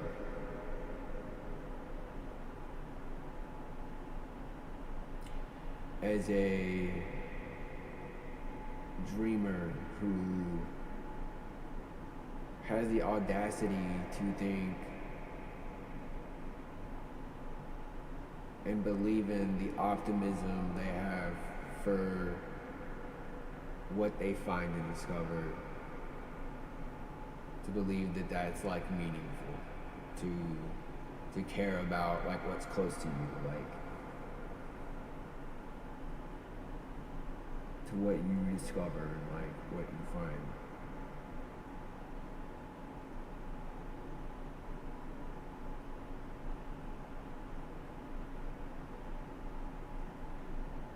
When you care about somebody, you don't deprive them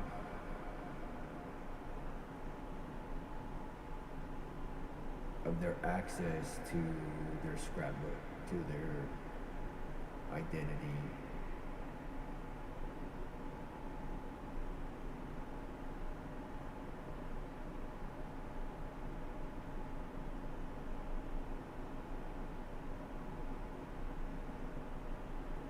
You don't attack what makes them happy and steal it from them by being careless and cruel.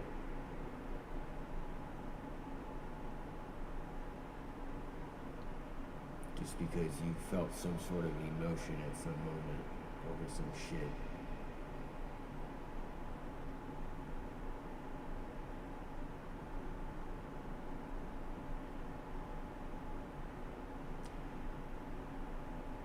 I feel like I have the deeply rooted emotional scars to like prove that this is true.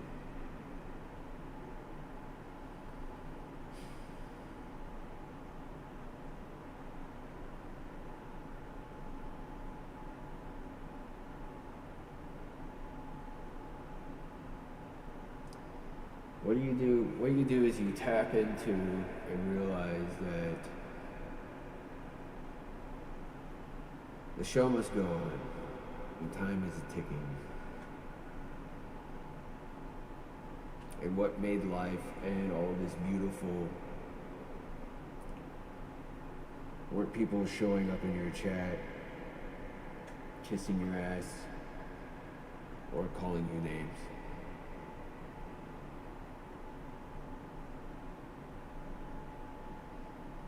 It was just an exploration of what's possible and building on your discoveries. And it's never fucking changed.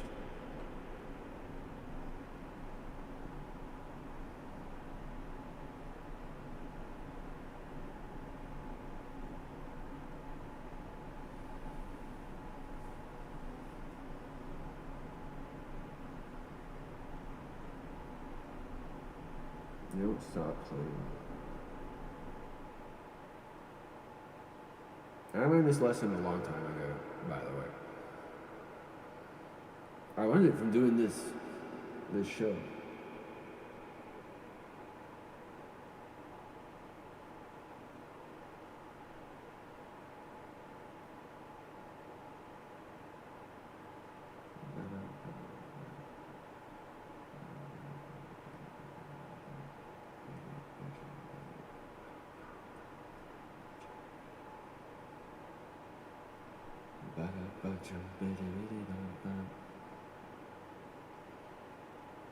And what happens is, like, you develop armor.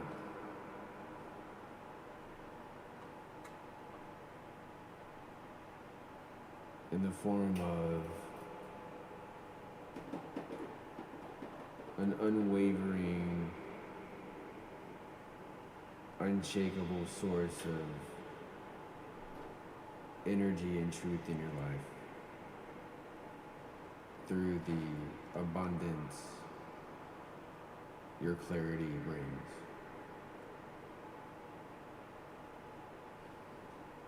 So when you see like a lizard person, you just seek like a way of like empathizing with their pitiful and desperate position, because anyone can wind up like that.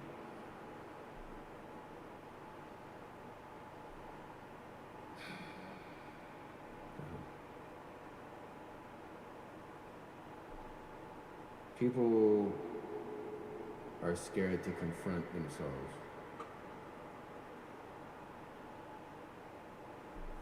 So they cope desperately, openly.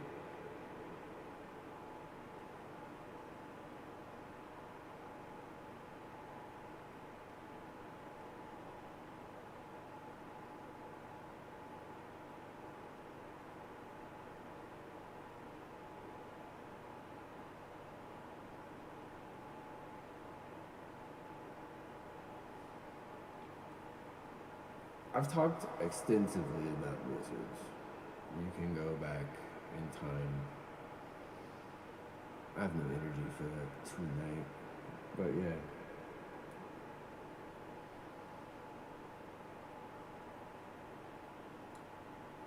You don't have to address or fight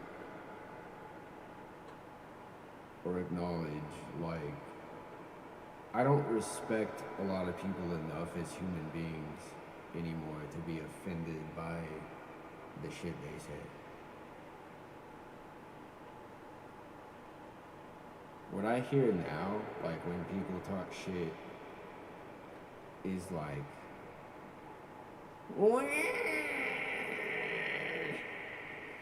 Change my diaper! I'm a baby! I hate myself!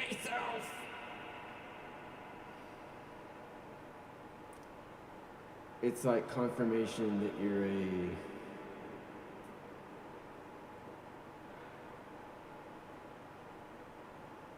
like, damn, I must mean a lot to you.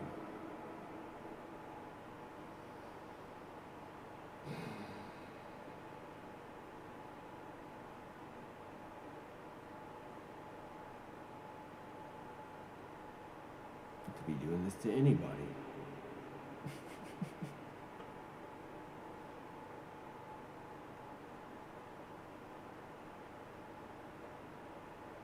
Now, it takes courage to be vulnerable. And what that does is it allows other people to be. And then when you have a bunch of people together who are willing to be honest and open and shit, then it becomes like a strength.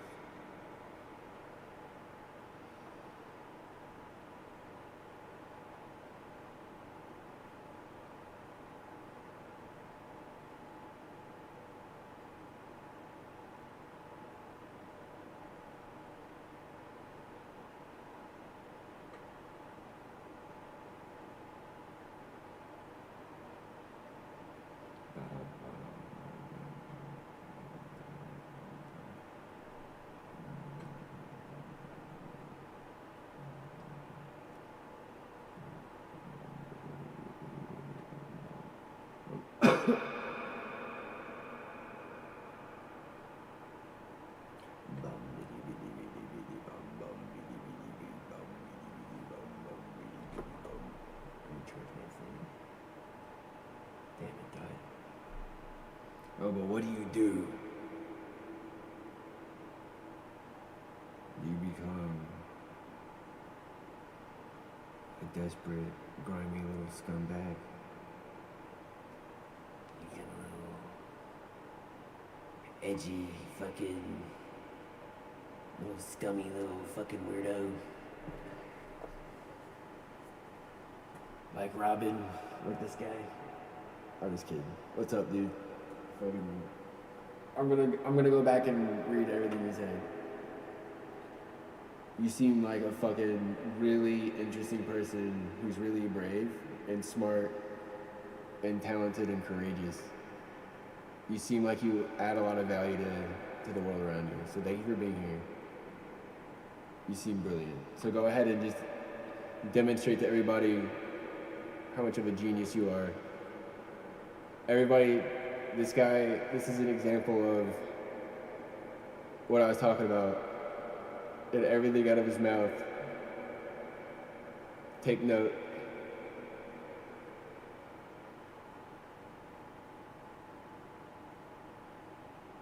Take it away, buddy.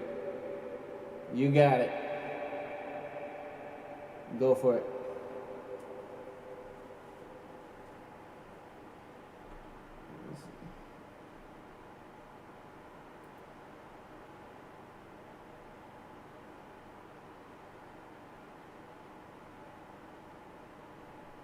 See this person? Also extremely desperate, low value, pitiful person. Try to find empathy though for people. Hey, how are you? That's how you talk to people, right? But this person was raised so poorly and is such an entitled, stupid piece of shit. I'm sorry, I'm just kidding. They didn't even say hi. There's literally a button you can just click where you say hi. You could have just said hi. Instead, you wanted to just show everyone what a fucking horrible person you are. Good job, dude.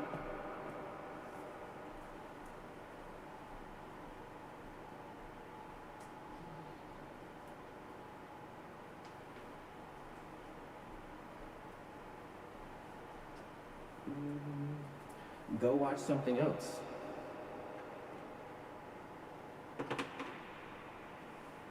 You fucking idiot. Welcome to being here. I appreciate you being here. You seem really fucking cool. Thank you so much for being here. You seem like a genius. You all seem brilliant. This person?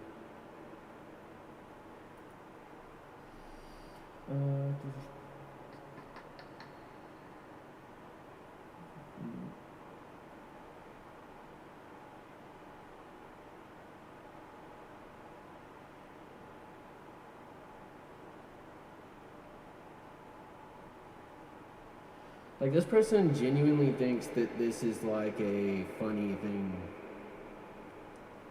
Like, there's people out there, there's all kinds of different, like, versions of coke, you know, that you can evolve into.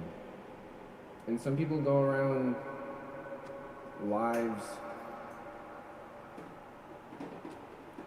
pasting stupid, cringy bullshit for attention.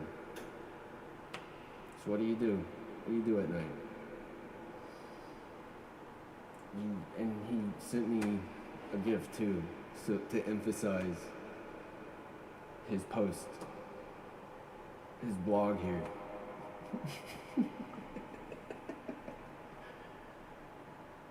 Ah, man, there's so many dipshits. Fuck.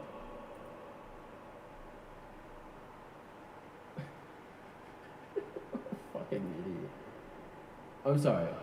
Again, that's the old me.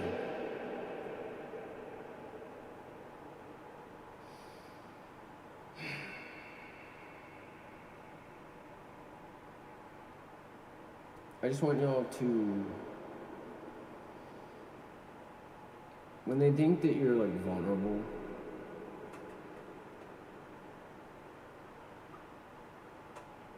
they'll try to just be fucking annoying. They don't show up. There's nothing courageous about a coward. Lizards are not. They don't go after anything remotely close, they think, in size. Like, they try and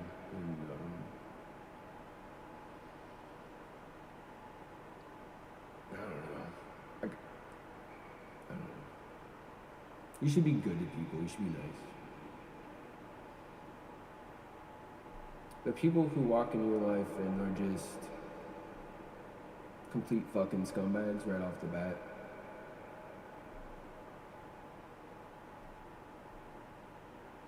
you don't have to put up with that shit. You don't really have to like deal with it at all, really. But you don't have to carry it with you. You don't have to bring it to tomorrow as much as they want you to.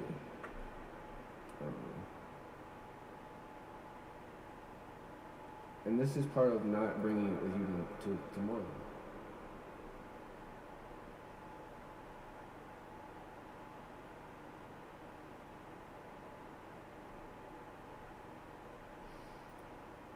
I try and be more like, I think at least within the context also just this doing the show and stuff. You have to deal with like smiling, you have to deal with like optics, right? People don't have like context. Nobody goes and like reads the fucking chat. A lot of the most fucked up shit gets blocked, right? I had to go, you just saw me clicking it. Maybe you saw it. I have to go and like, it catches a lot of the most fucked up shit people say, right? So y'all don't ever see it. Because if you don't click, hide, or anything, then no one sees it. And a lot of time, you as a performer on this format, you have to deal with that. And y'all don't see it, right? So the optics are, you have people deliberately trying to say the most fucked up shit they can to you to fuck with you. And it's hard not to get caught into a trap of like, one, getting like sort of traumatized into thinking that everyone's trying to just fuck with you all the time. Discernment is important.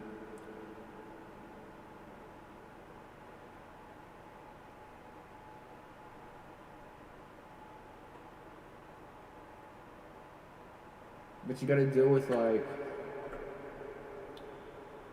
one, people who don't know you, or two, people who already hate you, who want to recontextualize and can toy with like the optics of what you're saying or doing, or can like reinterpret it.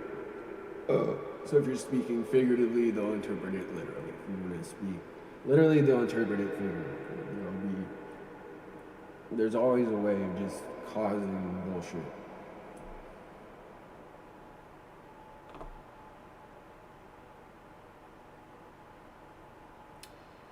And so, one thing is people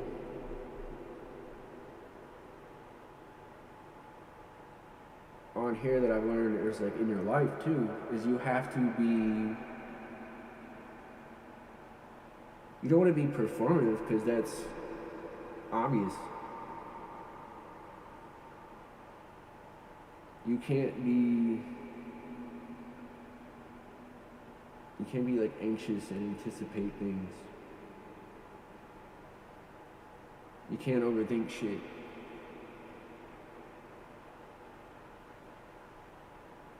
You can't be scared.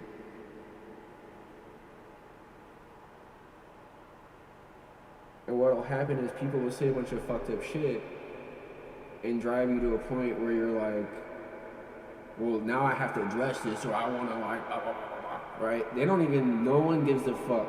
A lot of times they'll go and just redact what they said, or you have to hide them or whatever, because you can't actually ban people and shit on YouTube for some reason. You just have to get harassed forever by them. You can hide people. And I think that's interesting. It's a funny way of like putting, like, I'm just hiding this. You're not getting rid of it. And so for a long time I had a lot of like, you could have Nightbot come in, a robot, delete things or change what people are fucking saying, or ban people or whatever.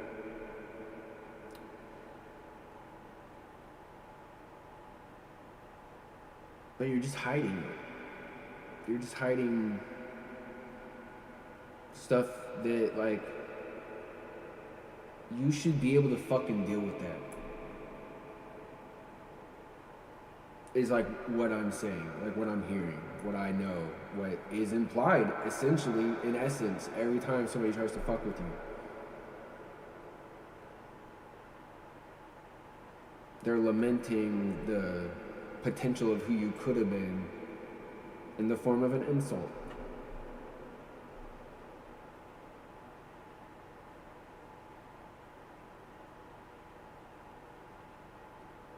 It's like, don't even take it personally. They don't even, it's like, it's not even,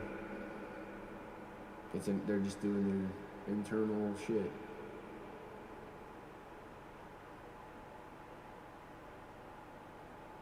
But you can't let yourself get so agitated and worked up to a point that, like, you forget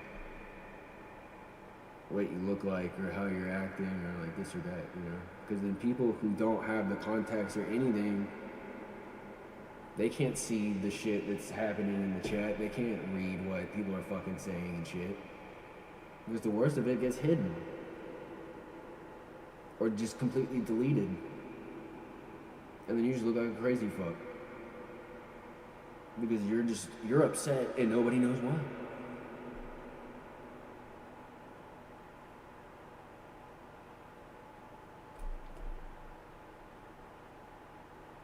And then nobody gives a fuck.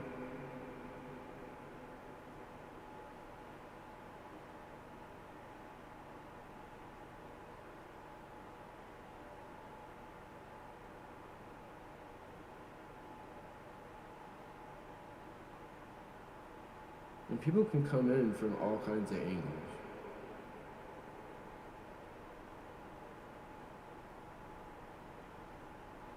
And people can change a lot.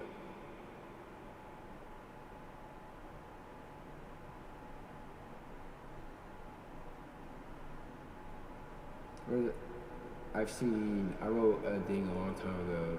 I'll see if I can remember it.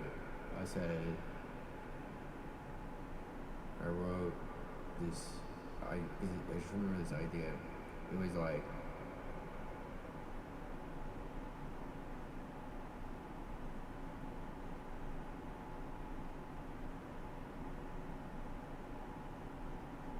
I've seen cool people become lame, and lame people become cool.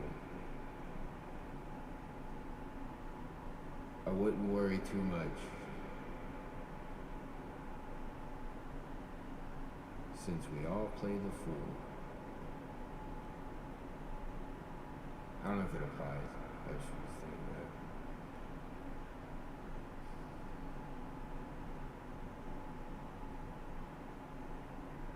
I think in life, like people fucking know that shit.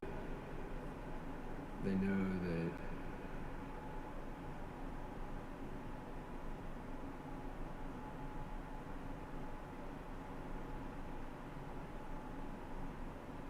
they can string you along. They can fuck with you.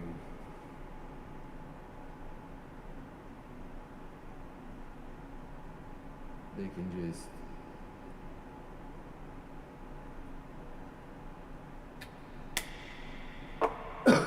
toggle the switches. But you're the one that has to decide, like, am I going to stop playing? Or am I gonna do like what I think is like fun, you know?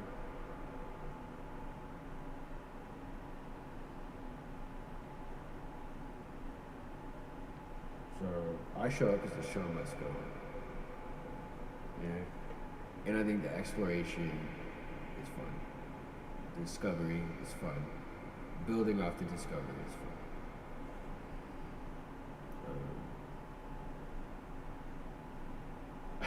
Right? Yes, smiling. Hey, fake Kim, howdy, what's up? Either Robin Williams or Robin Williams, just Robin Williams. I've never seen that movie Everywhere All at Once. I think I need to see it. In some weird ways, it has popped up a few times in my life as something it seems like I should watch.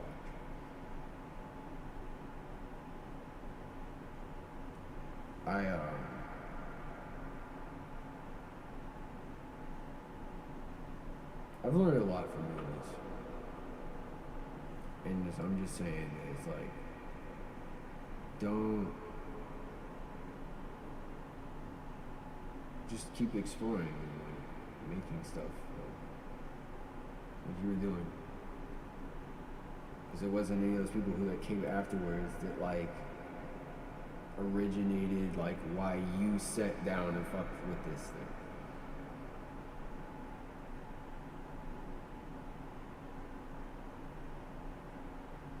So if they don't want to respect like the growth or like what's come from it or what you're doing or how meaningful, like how you feel about it, like the sentiment, you know?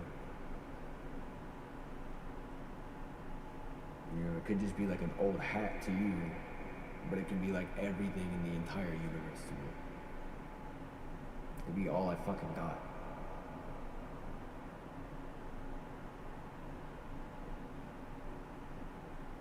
It could be the only thing I've got to remember them by.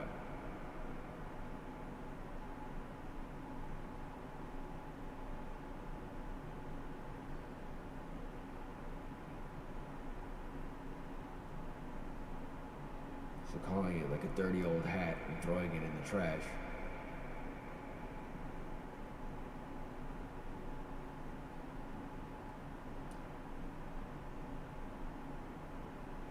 It's an inexcusable violation.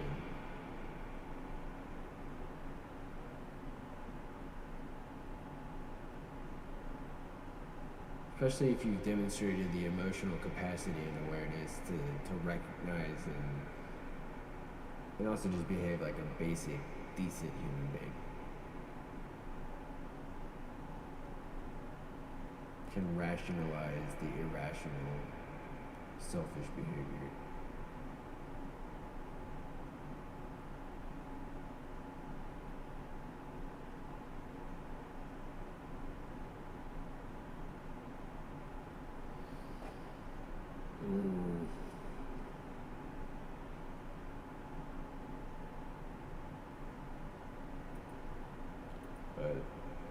play one thing and then I'm gonna call it a night.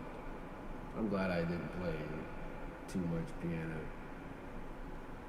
And I got to talk about skateboarding, fantasy football, and a bunch of shit that's been on my mind for a really long time. I couldn't figure out an appropriate way to bring up or talk about. So that's what this is for, I guess. Deal. I'm only gonna play the intro song tonight. I'm literally only going. You know what? I'm only gonna play the first song. I'm gonna start it. I'm gonna do it from the beginning now, and I'll do it. I'm gonna do it up tonight. I'm literally only gonna play the simplest. Ooh, this is the easiest song in the universe. And I love it. It brings me back into the door of thinking like I can be okay. When I hear the song, I don't think like, what notes are you hitting? What else is he gonna do for me?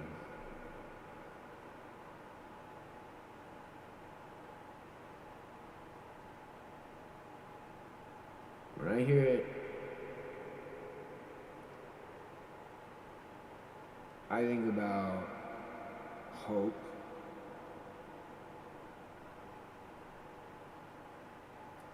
and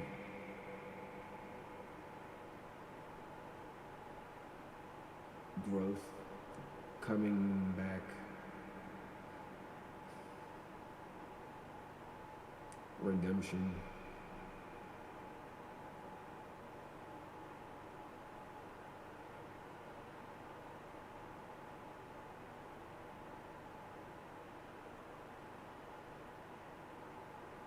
I think of like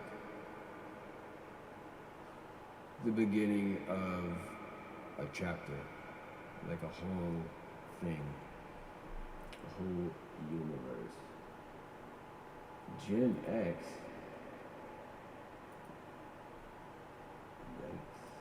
Just kidding. Alright, so we're gonna do the song and I gotta get out of here. What's up, Gen X? Howdy.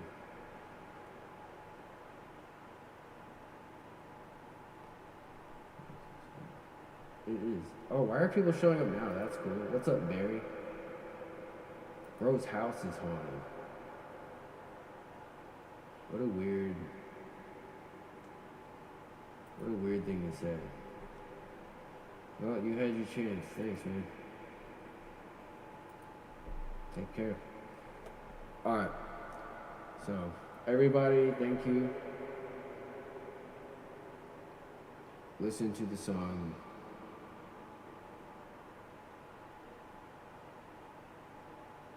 Feel what people are playing. Let them play.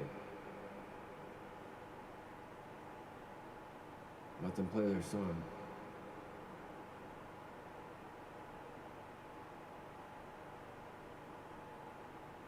Like, hear their fucking song, you know?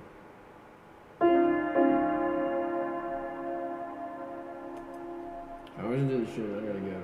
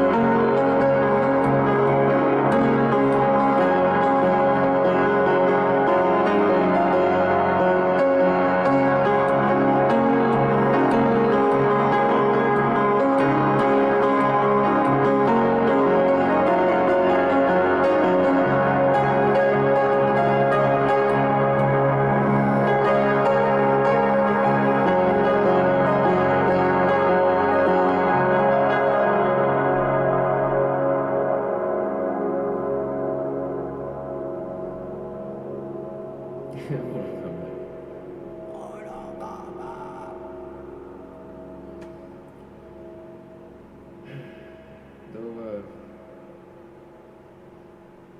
better human being. And you are what I would call a complete stranger.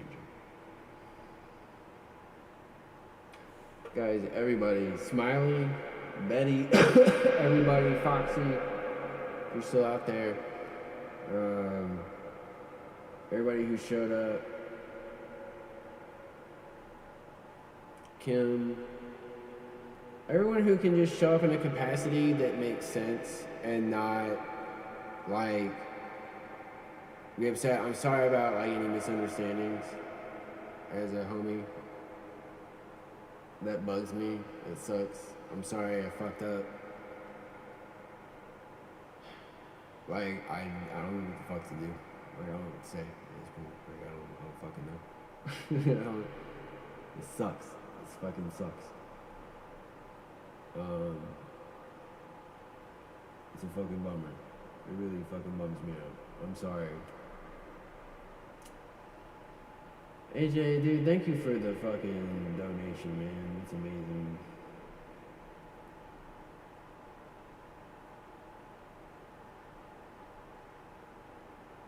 See, you learned a lot about fantasy football. That's what it's all about. That's what it's all about. That's what it's always been about. It's fantasy football.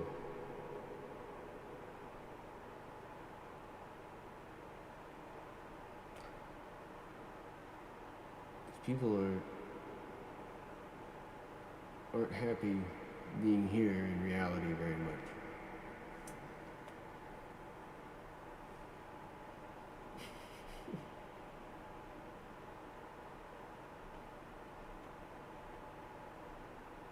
Yeah. Let's see. Alright, it goes back so far. Okay. I gotta see things. Thanks to AJ.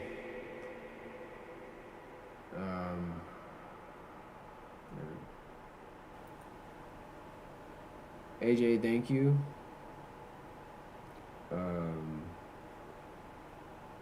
Smiley, I hope you have a really good one. Thanks for leaving the comment and the support on the last one and everything. It was awesome.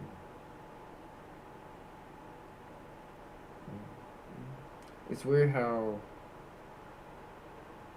at the very end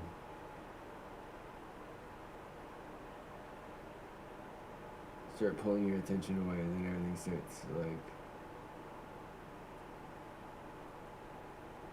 starts showing things to you.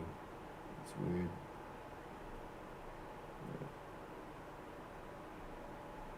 I don't know if y'all are still here. Thank you again, Smiley. And AJ, I think you left. Oh, yeah, there you go, yeah. R.I.P. Mark Johnson. It's a bummer.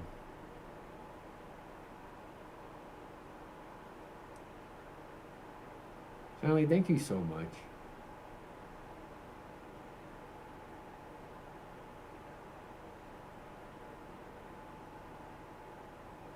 You've been such a great homie. Thank you, thank you, thank you. Thank you, thank you, thank you, thank you, thank you. Fuck yeah. So you too. Have a great week. Thank you. I'll see you later. Take it easy. Good night. Peace out. Oh, how do I close this? End.